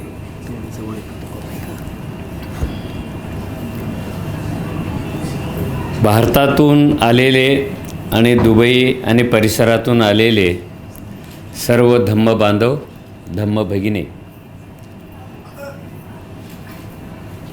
भोर येथील फुले शाहू आंबेडकर विचार प्रसारक मंडळाच्या वतीने या 3 महापुरुषांच्या विचार प्रवाहासाठी जे प्रयत्न गेले 20-25 वर्षापासून होत आहेत, त्या प्रवाहाचा, त्या प्रचाराचा, त्या कामाचा मी एक साक्षीदार आहे. छोट्याशा गावात जन्माला आलेली विचार प्रसाराची चळवळ मजल दर मजल असं करत करत ते आता आपल्यापर्यंत पोचलेले आहे. सर्वप्रथम मी डॉक्टर रोहिदास जाधव याला मनापासून धन्यवाद देतो. विचार मरण्याच्या काळामध्ये विचार जगवण्याची चळवळ त्यांनी चालू केलेली आहे, त्यामुळे त्याला खूप धन्यवाद. त्याच्याच खांद्याला खांदा लावून आबासाहेब थोरात उभा आहे, त्याचे बायको, त्याचं पोरगं, कुटुंब रंगले विचारात, अशा पद्धतीनं त्यांनी सुरू केलेलं आहे, त्याला पण धन्यवाद देतो.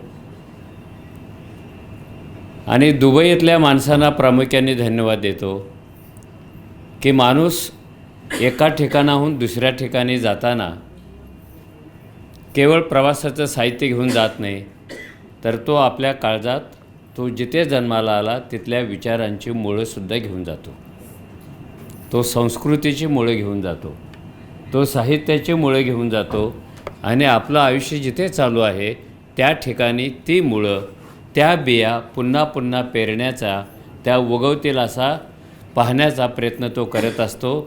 दुबईतल्या माणसांनी ते केलेलं आहे, त्याबद्दल त्यांना मनापासून धन्यवाद. बुद्ध ही आता काही एका प्रदेशाची व्यक्तीची प्रक्रिया राहिलेली नाही आहे. आपण नेहमी सांगतो ती एक जगाला सांभाळणाऱ्या, जगाला सुंदर करणाऱ्या, जगाला जगण्याचा आधार देणाऱ्या, जगाला विचार शिकवणाऱ्या महापुरुषाच्या विचाराची प्रक्रिया आहे. बाबासाहेब म्हणाले होते की भारत बौद्धमय करे. त्यांच्या अगोदरच जवळपास बुद्ध हा विश्वमय झालेलाच होता. मध्यंतरीच्या काही कारणामुळं अनेक ठिकाणी बुद्ध धम्माला, विचाराला ओहोटी लागली. पुन्हा त्यांनी उडी मारून इथे दुबईपर्यंत भरारी घेतलेली आहे. बुद्धाच्या विशिष्ट तत्त्वज्ञानाविषयी मी फार काही बोलणार नाही, कारण सकाळपासून वेगळ्या वेगळ्या पद्धतीनं आपण ते ऐकतो आहोत. बुद्धाचे आर्यसत्य काय, त्याचा अष्टांग मार्ग काय, त्याचे करुणा काय, त्याच्या शीलाच्या कल्पना काय, ह्या सगळ्या गोष्टी स्वतंत्रपणे आपण आत्ता इथेपर्यंत ऐकत आलेलो आहोत. मला बुद्धाच्या 2 गोष्टीविषयी सातत्याने आकर्षण आहे गेल्या 40 वर्षापासून. पहिलं आकर्षण असं होतं की बुद्धाला ज्ञानप्राप्ती झाली असेल तेव्हा त्याच्या अंतरंगात काय घडलं असेल, हे काय होतं नेमकं, ज्ञानप्राप्ती होते म्हणजे नेमकं काय होतं, त्याविषयीचं माझं जे विवेचन आहे हे गेल्या 2-3 वर्षापूर्वी मी बुद्धाची ज्ञानप्राप्ती एक महाकाव्य या नावाने लिहून काढलं, ते प्रसिद्ध पण केलं. मला वाटतं सकाळी सुलभाच सांगत होती की अजून कोणीतरी की बुद्धाच्या एकूण जीवनामध्ये, जगण्यामध्ये, तत्त्वज्ञानामध्ये, आचारविचारामध्ये सुद्धा एक काव्यच कसं सळसळतं नदीसारखं, त्याचं मला खूप आकर्षण होतं. आणि ज्या गोष्टी काही उपलब्ध नव्हत्या आपल्यासमोर त्या कल्पनेने तयार कराव्या लागल्या, तसं मी केलं. इथे संमेलन ठरल्यानंतर मी दुसऱ्या टप्प्यावर गेलो की बुद्धाला ज्ञानप्राप्ती झाली आणि त्यातल्या काही गोष्टीचा उल्लेख रावसाहेबांनी इथे केला की बुद्ध मौनात गेला, त्याला विषाद योग म्हणतो. त्या योगातून तो बाहेर पडतो आणि पहिलं प्रवचन सारनाथमध्ये द्यायला तो जातो. हे प्रवचनची वेळ, तो ते घरातून ज्ञानप्राप्तीसाठी बाहेर पडणं, ह्या सगळ्या टप्प्यामध्ये काय झालं असेल. खरं म्हणजे हे दोन्ही प्रवास हा एक महाकाव्याचाच विषय आहे आणि माझ्यापूर्वी कोट्यावधी लोकांनी आपल्या आपल्या पद्धतीनं तो प्रवास मांडलेला पण आहे. आपण सुरुवात अशी करूया की आपण असं म्हणतो की बुद्ध घराबाहेर पडला आणि त्याचं लगेच उत्तर देतो आपण, तो दुःखाची कारणं शोधायला बाहेर पडला. मी असं मानतो बुद्ध काय दुःखाची कारणं शोधायला बाहेर पडला नव्हता, तर तो स्वतःचा शोध घ्यायला बाहेर पडला होता. आणि जेव्हा त्याला स्वतःचा शोध होणार होता तेव्हाच त्याला दुःखाचं कारण कळणार होतं. हा बुद्ध असा की ह्या जगाच्या पाठीवर मानवी जीवनामध्ये येणारं दुःख हे कुठून येतं. सालों से, हजारों सालों से चर्चा शुरू है. ये दुख आता कहाँ से, ये पैदा होता कहाँ से, ये घूमता कहाँ से, क्यों, सालों से हम चर्चा कर रहे हैं दुख के बारे में, दुख का जन्म कैसा होता है, कहाँ पे होता है, उसकी कोक कहाँ आहे, गर्भाशय कुठं आहे त्याचं. लोकांना उत्तर सापडत नव्हते. किसी ने कहा ये स्वर्ग से आता है, किसी ने कहा नरक से आता है, किसी ने कहा पाप पुण्य से आता है, किसी ने कहा पूर्व जन्म पुनर्जन्म से आता है. ऐसी कैसी बातें सालों से हो रही थी. लेकिन बुद्ध ये पहले तत्ववेता है कि जिन्होंने दुख का जन्म का एक अलग कारण बताया. दुख ना स्वर्ग नरक से आता है, ना पाप पुण्य से आता है, ना पूर्व जन्म पुनर्जन्म से आता है. वो तो अपनी वासना से पैदा होता है, तृष्णा से पैदा होता है. तृष्णा ही उसकी कोक आहे. असं जगाला पहिल्यांदा त्यांनी सांगितलं दुःखाचं मूळ काय, कुठं आहे मूळ तिथे. आणि नुसतंच मूळ सांगितलं नाही तर त्याच्या जन्माचे कारणं पण सांगितली. कारणच सांगितले नाही तर त्याच्या निवारणाचे मार्ग पण सांगितले. म्हणून बुद्ध हा इतरांच्यापासूनचा वेगळा आहे. मी सुरुवातीला म्हणालो की बुद्ध दुःखाचे कारणं शोधायला बाहेर पडला, कलहाचे कारणं बाहेर शोधायला पडला. त्याचे काही कारण मीमांसा पण दिलेले आहेत आणि त्यातलं बाबासाहेबांनी काही खोडून पण काढलेले आहेत. त्यांनी महारोगी बघितला, त्यांनी काय प्रेत बघितलं. और कुछ कुछ दुख के बातें वो देख रहा था और उससे प्रेरित होकर अरे थांब, कुणाचं पोरगा आहे ते, त्याला बाहेर घेऊन जा थोडंसं. लहान मुलं भाषण उधळण्यामध्ये खूप पट्या येत असतात, पण माझ्यावर नाही परिणाम होणार त्याचा, फक्त त्याला बाहेर घेऊन जा.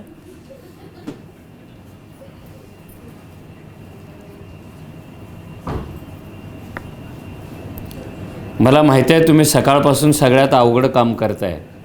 भाषण देणं अवघड काम नाही आहे, भाषण ऐकणं सगळ्यात अवघड काम आहे. सुलभाला विचारानंतर ती किती आत्मक्लेश करून घेईल आणि काय काय माहिती नाही मला. जाऊ दे, कुठे आलो होतो आपण.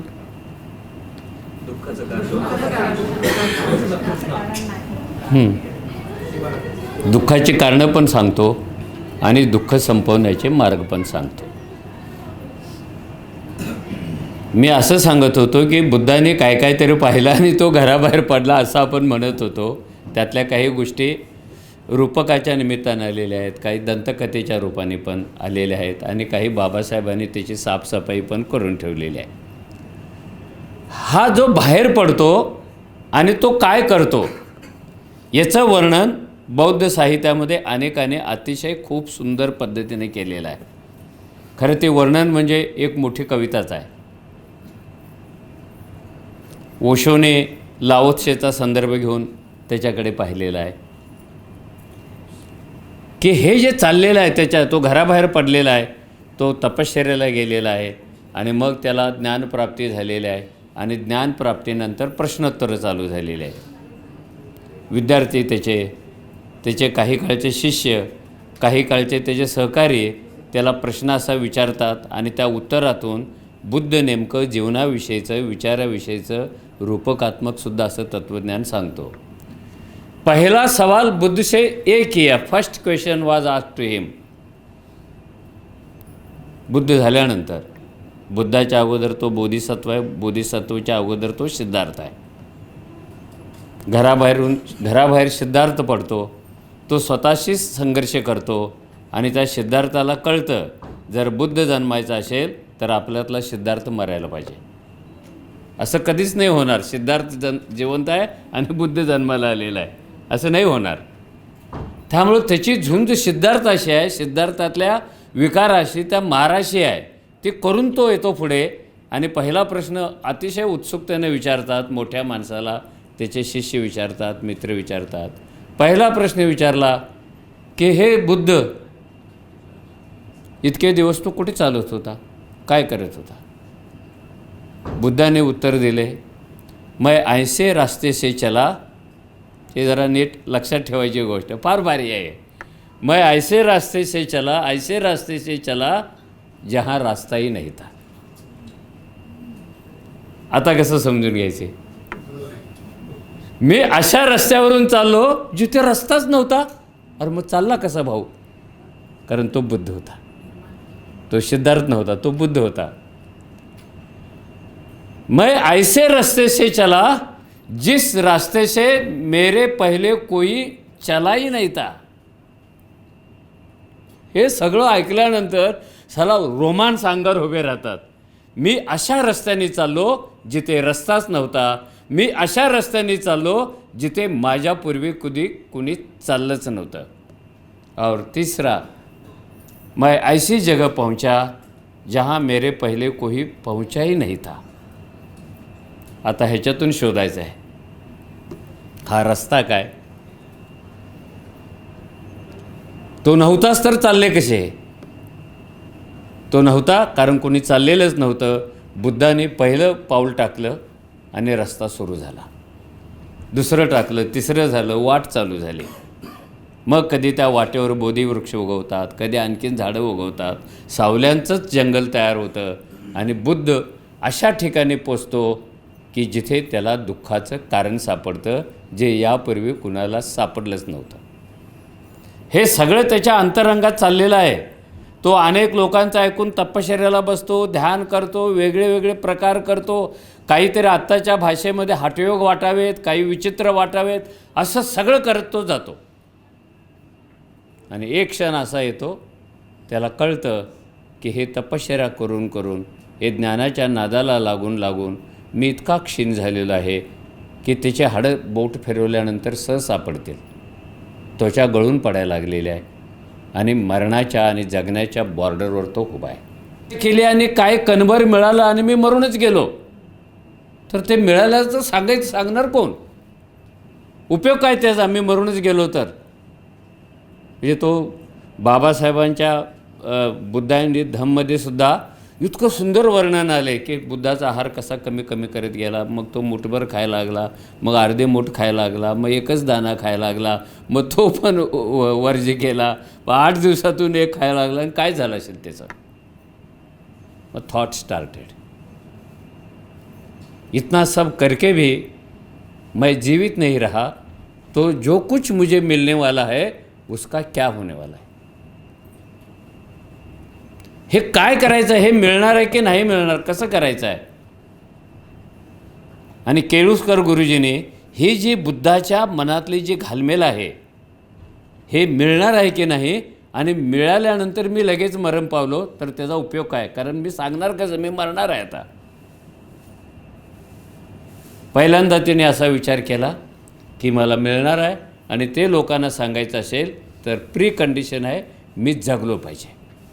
मी मरूनच गेलो तरी काय उपयोग नाही जे मिळेल त्याचा. आणि मग ते सांगतात खिरीचं प्रकरण येतं.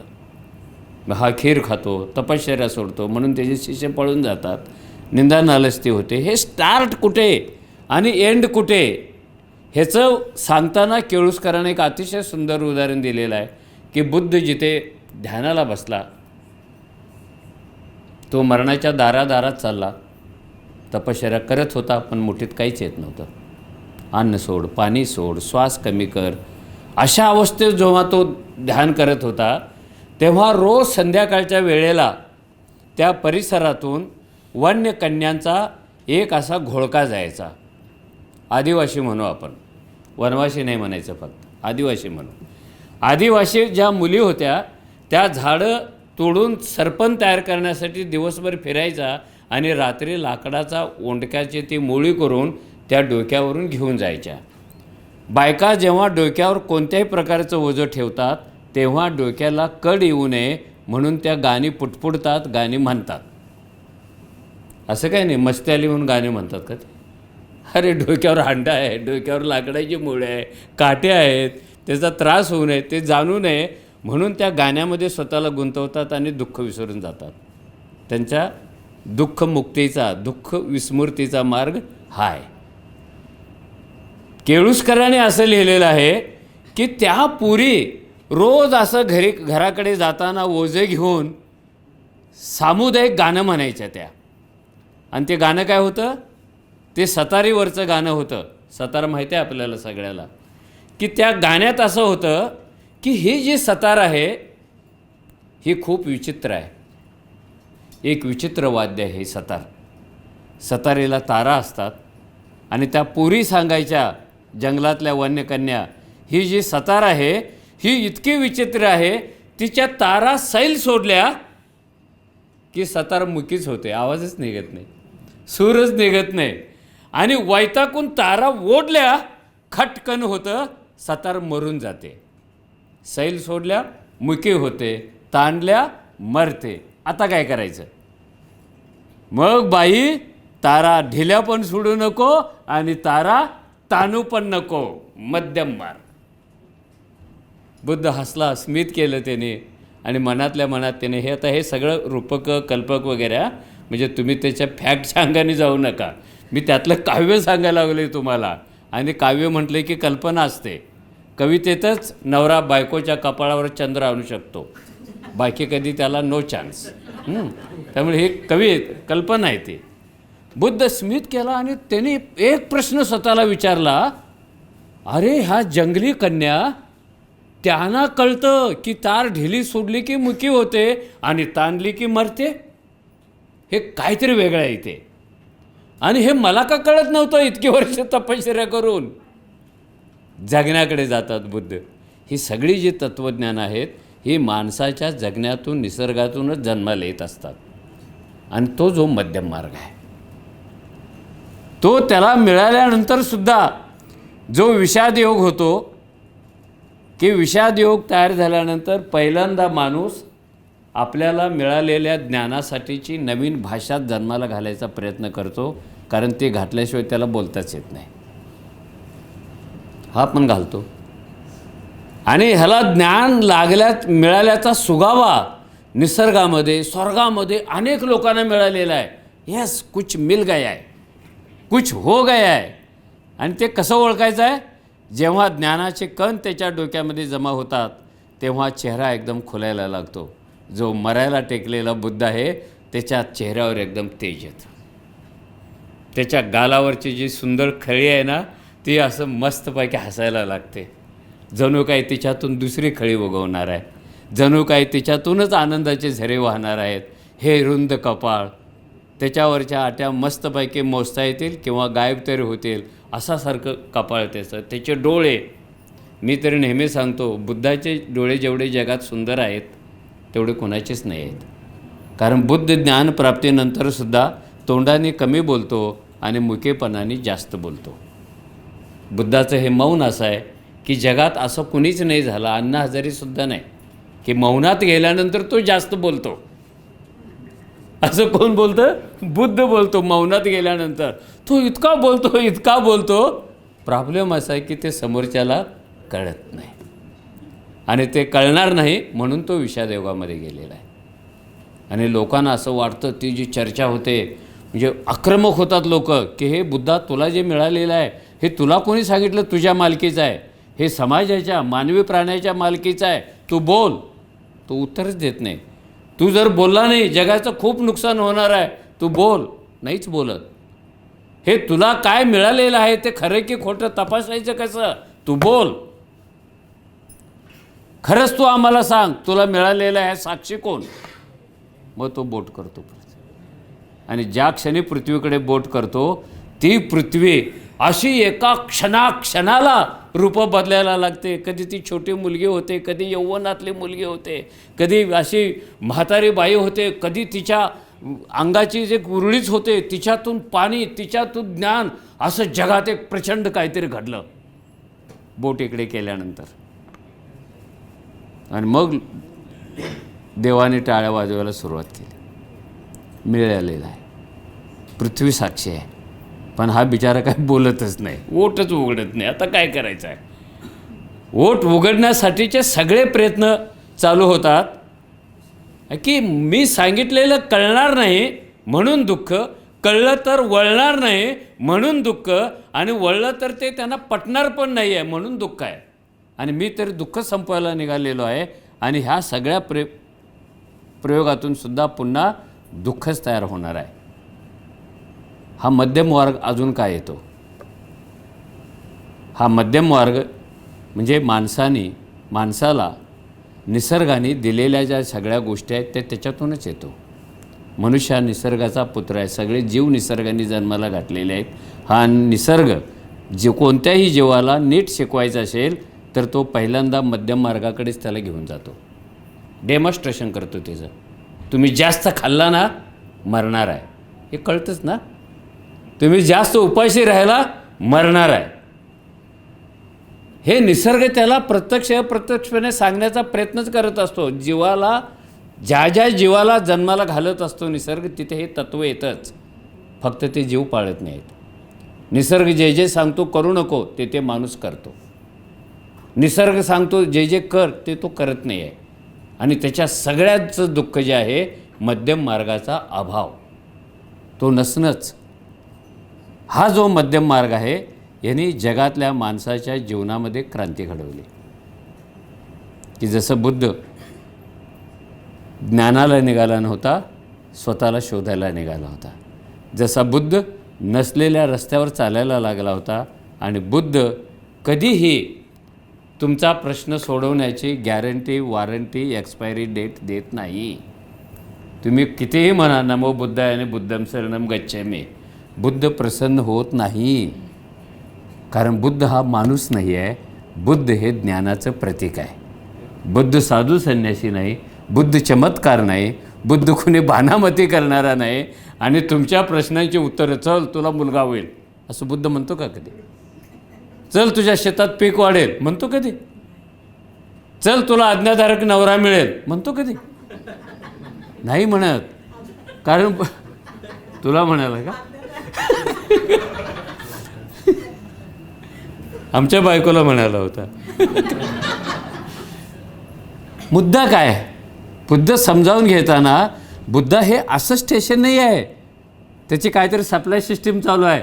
तुमचा प्रश्न, तुझे उत्तरं, तुमचं टेक्स्टबुक, त्याचं गाईड, असं काही नाही आहे. बुद्ध असा महान तत्त्ववेत्ता आहे, तुमच्या सगळ्या प्रश्नांची उत्तरं तो तुम्हाला शोधायला लावतो. तुमच्यातल्या सगळ्या क्रांत्या उत्क्रांत्या तुमच्या काळजात घडवतो.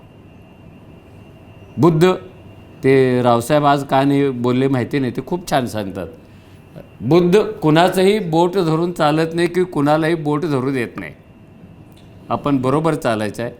आणि बुद्ध कधी अदृश्य होईल हे शेजारच्या माणसाला कळतच नाही. अदृश्य झाल्यानंतर स्वतःला वाचवण्यासाठी स्वतःचा रस्ता शोधायचा आहे. तिथे आत्मदीप भवेत. इथे बाहेरच्या ऊर्जेवर तो तुम्हाला अवलंबून ठेवतच नाही. तुमची आतली ऊर्जा जागी करा, तिथे उजेड करा. तिथे उजेड झाला की बाहेरचा अंधार संपतो. बटन दाबून बल्ब लावायची कधीच गरज येत नाही, कारण आतला दिवा पेटलेला आहे. आत्मदेव पव. एक स्वप्न बाळगले त्याने, जेवढी माणसं आहेत तेवढ्या सगळ्यांच्या आतले दिवे जर पेटले तर MSCBची गरज आहे का महाराष्ट्र? हे सोलर सिस्टीमची गरज आहे? सेलच्या बॅटरीची गरज आहे? कारण तुम्ही आतून उजेडमय झालेला आहात.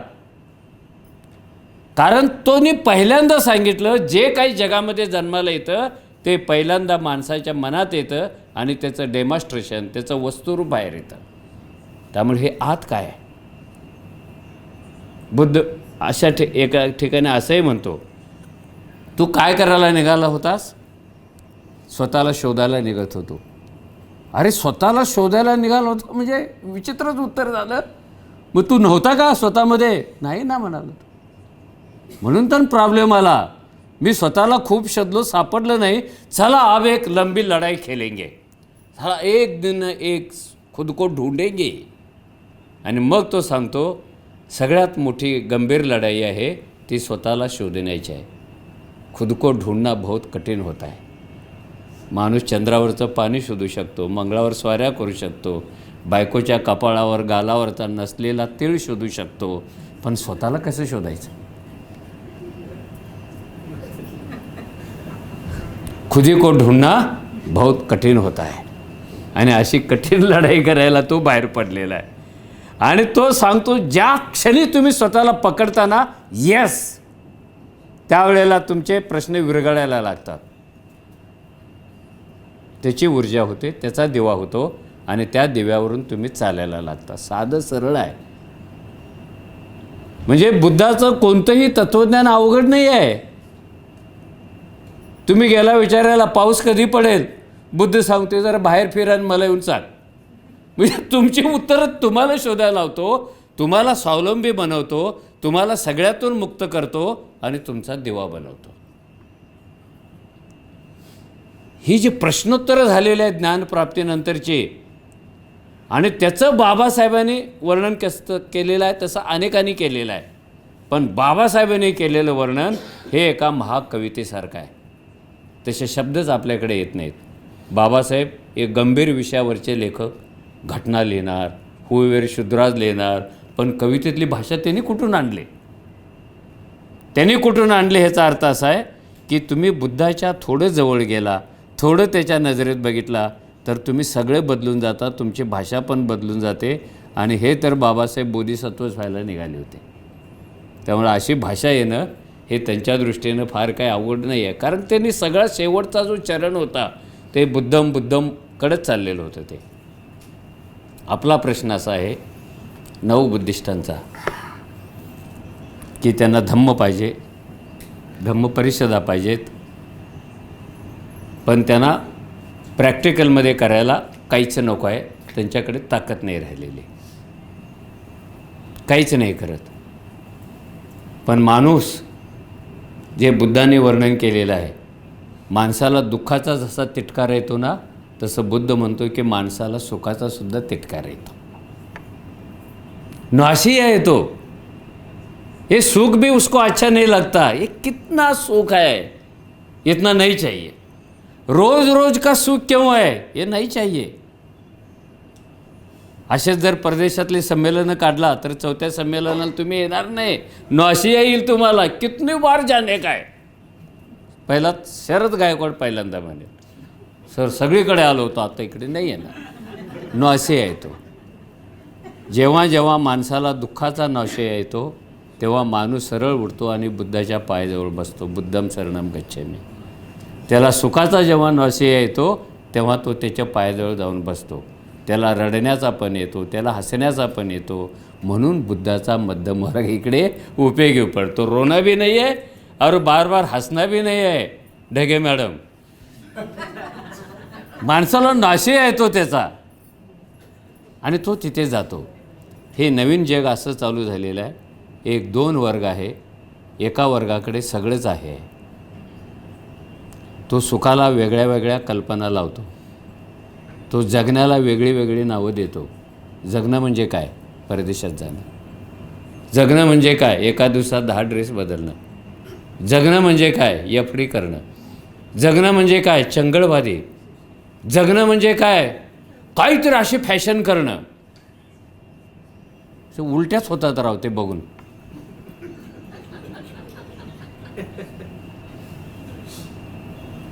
आणि दुसरा वर्ग जो आहे त्याला अन्न, वस्त्र, निवारा, भावना, स्वप्न, विचार ह्याच्या सगळ्याचा दुष्काळ आहे.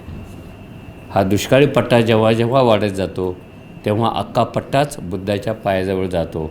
आणि इथे सुखाच्या पट्ट्यामध्ये राहून जेव्हा तो थकतो तेव्हा पण तो तिथेच जातो. त्यामुळं आजचं आणि उद्याचं आणि परवाचं हे जग बुद्धाचं जग असणार आहे. सरांनी फार छान सांगितलं की जर तुम्ही बुद्धमय झाला तर युद्ध हा शब्दच आपोआप संपतो. स्पर्धा घ्यायचीच नाही, युद्ध नको बुद्ध हवा. अरे युद्ध राहणारच नाही आहे, कारण तुम्ही इकडे बुद्धात लीन झालेला आहात. बुद्धात लीन झालेला समाज कधीही आपल्या भोवती हत्यारे घेऊन फिरत नाही. बुद्धाच्या डोळ्यातून बाहेर पडणारी करुणा हीच सगळ्यातलं मोठं हत्यार होते आणि जग बदलून दाखवते. हे पहिल्यांदा घडतं की प्रेमामुळं, करुणेमुळं जग बदलतं, हे त्यांनी सिद्ध करून दाखवलेलं आहे. प्रश्न काय आहे? वेगळ्या वेगळ्या अंगाने बुद्धाचा विचार करणं. पण आपलं तसं होतच नाही आहे. आपल्याला एक सोशल डिग्निटी चांगली पाहिजे आहे म्हणून नवबुद्धिस्ट. माझा विरोध नाही त्याला, पण सोशल डिग्निटीची गरज भागल्यानंतर पुढचा टप्पा येतोच ना. जेव्हा तुम्ही लिव्हिंगमध्ये जाता तेव्हा तुमची डिग्निटी वाढवण्यासाठी तुमच्याकडे काय पाहिजे? बुद्ध पाहिजे, बाबासाहेब पाहिजे. आणि तो नुसता फोटोतून येत नाही, तो नुसता सभा संमेलनातून येत नाही. छोटे छोटे छोटे प्रयोग करा. शील शील म्हणून दिवसभर 1,00,000 वेळा बोंबलायचं आणि त्या दिवसात एकदा तरी सील आपल्या जीवनात आलं का? थिंक.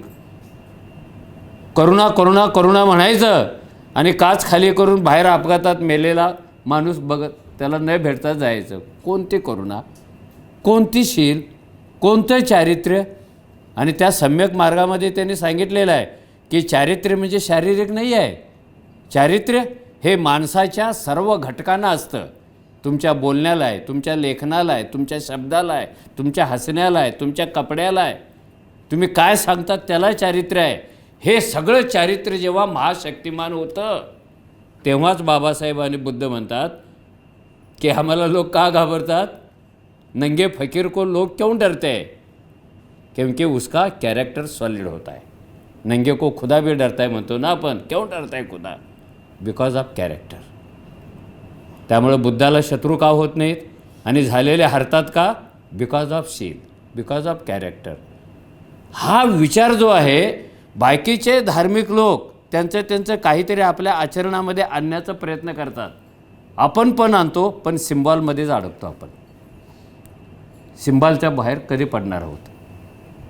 बुद्ध हा काही धम्मचक्र प्रवर्तन दिनाच्या दिवशी चर्चा करायचा विषय?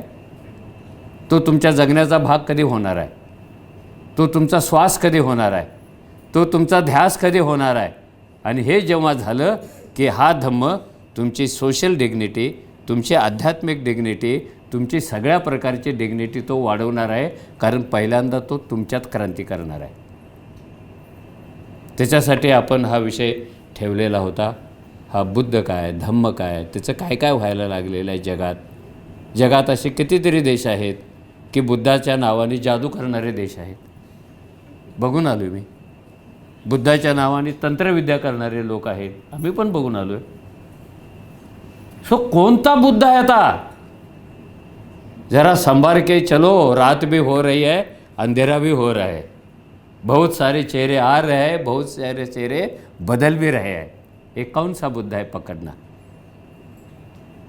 किती गोंधळ आहे आपल्याकडे, किती गोंधळ आहे. कोणत्या तरी धर्मातल्या कुठल्या तरी देवाचा अवतार होणारा बुद्ध पाहिजे, विठ्ठलाच्या रूपातला बुद्ध पाहिजे, तंत्रविद्येला प्रोत्साहन देणारा बुद्ध पाहिजे, पूर्वजन्म पुनर्जन्माची कल्पना मान्य करणारा पाहिजे. हे मॉलसारखं झालं आता. खूप वाईट परिस्थिती आहे. हे पकडू या ये पकडू, कौन सा बुद्ध? ह्या सगळ्या पार्श्वभूमीवर बाबासाहेबांनी नवयानाच्या रूपाने आपल्याला दिलेला जो बुद्ध आहे त्याचं वैशिष्ट्य कसं आहे की बाकीचा बुद्ध कोणत्याही माणसाचा हात पकडत नव्हता आणि हात न पकडणारा बुद्ध खूप महान आहे. पण बाबासाहेबाचा बुद्ध तुमचा हात पकडतो, तुमच्या खांद्यावर हात ठेवतो. तुम्ही खूप दुःखी असाल तर व्यवस्थेत बदल करण्यासाठी चला मी तुमच्याबरोबर लढतो असं पण सांगतो. सावधान, ये कौन सी बुद्ध की बात चल रही है? क्यों चल रही है?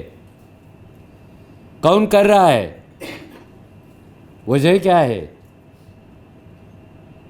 विचार करायचा की नाही करायचा?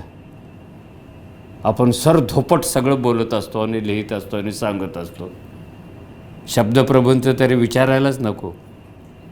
त्यांच्या लेखनामध्ये विशेषणं जास्त आणि विचार कमी. तत्वज्ञान क्षीण आणि विशेषण शब्दांचे खेळ जादा. बदलणाऱ्या काळामध्ये, येणाऱ्या काळामध्ये हे सगळं आता चालणार नाही आहे. तुम्हाला कोणी सांगितलं? नव्या जगाने सगळ्यांच्या समोर आव्हानं उभी केलेली आहेत, तशी धम्मासमोरसुद्धा आव्हाने केलेली आहेत. अशा भ्रमात राहू नका. आपला धम्म आहे, ह्याला कुणाचं आव्हान नाही. कसं भारतातून संपवण्याच्या परिस्थितीत आणला होता कसा? त्यामुळं तुम्ही परदेशातले जे लोक आहात, आम्ही पण तुमच्या दृष्टीने परदेशातच आहोत. तुम्ही दुबईतले लोक म्हणता हे परदेशातून आले, आम्ही म्हणतो परदेशातून गेले. देशात असो परदेशात असो, ह्या सगळ्यांचा एक मोठा प्रभाव व्हावा. जसं तुम्ही दुबईतले सगळे 4 लोक जमलेले आहात. माझं तरी म्हणणं आहे की एशियातल्या अजून 10-15 देशांनी एकत्र येऊन असं संमेलन का नाही घ्यायचं? दुबईच्या लोकांनी मनात आणलं तर ते करू शकतात असं हे पाहून मला वाटायला लागलेलं आहे. पुढच्या वर्षी 10, अजून 5, 15 आपलं एक फेडरेशन का नाही होत भाऊ? होऊ शकतं, करू शकतात ते. तर त्या नव्या फेडरेशनला, तुमच्या नव्या विस्ताराला, तुमच्या नव्या स्वप्नांना मी शुभेच्छा देतो. माझं भाषण हिंदीतलं आणि मराठीतलं दोन्ही तुमच्या हातात आहे. हिंदीची किती वाट लागली मला माहिती नाही, तरी पण तुम्ही शांत ऐकून घेतलं. धन्यवाद. थांबतो.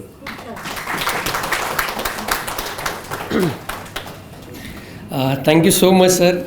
खूपच म्हणजे मार्मिक मांडणी तुम्ही केलेली. सगळ्यांना अतिशय म्हणजे पिन ड्रॉप सायलेन्स होतं सर ज्यावेळेस बोलत होते. आणि किती छान बुद्ध मांडले, म्हणजे कोणीही प्रेमात पडा बुद्धाच्या, इतकं चांगलं त्यांनी रेखाटलेलं आहे. आणि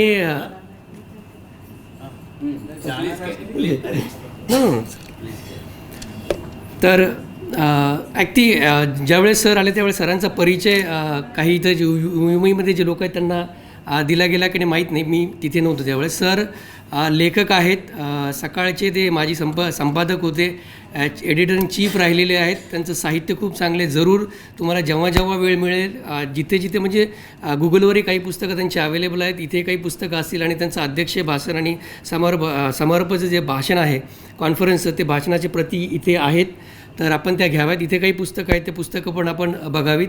आणि खूप म्हणजे खूप चांगलं सर. ॲक्च्युली दुबईच्या लोकांना कसं आहे की काही प्रेझेंटेशन असतात, थोडंसं फॅन्सी असतं, इकडे बघतात तिकडे बघतात, पण हे थेट काळाला भिडणार होतं.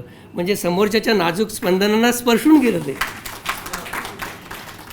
यानंतर ओजीसुद्धा मी याला विनंती करतो मी वोट ऑफ थँक्स करावं.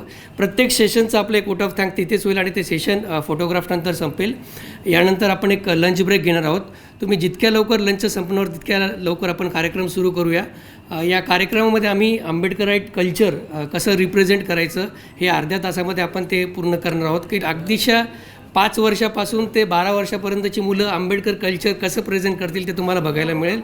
तर लवकरात लवकर जेवण संपून तुम्ही या. ओजीसुद्धा वोट ऑफ थँक्स करेल. जय भीम आणि नमो बुद्धाय सगळ्यांना. So I would like to speak in English so that sir also understands. And so we began the program with the research presenters and everybody presented so brilliantly about everything. And each and every topic of Buddha and his Dhamma was covered in all of the researches. So that is very remarkable and I would like to thank each and every participant of the researches. Then we did the Buddha Vandana and after that Pallavi Tayade ma'am, she recited the preamble. And everybody recited it with such energy. It was echoing inside the room. That was very, very good to hear that.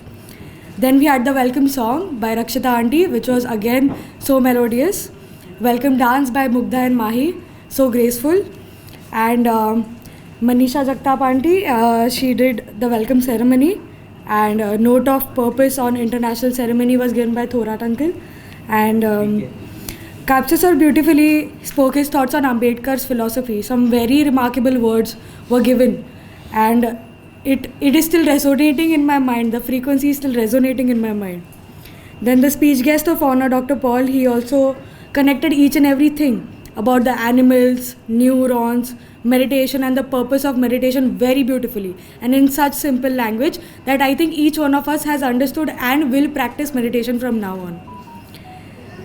Then Preeti madam, she described the types of Buddhism that are there existing and also about women development.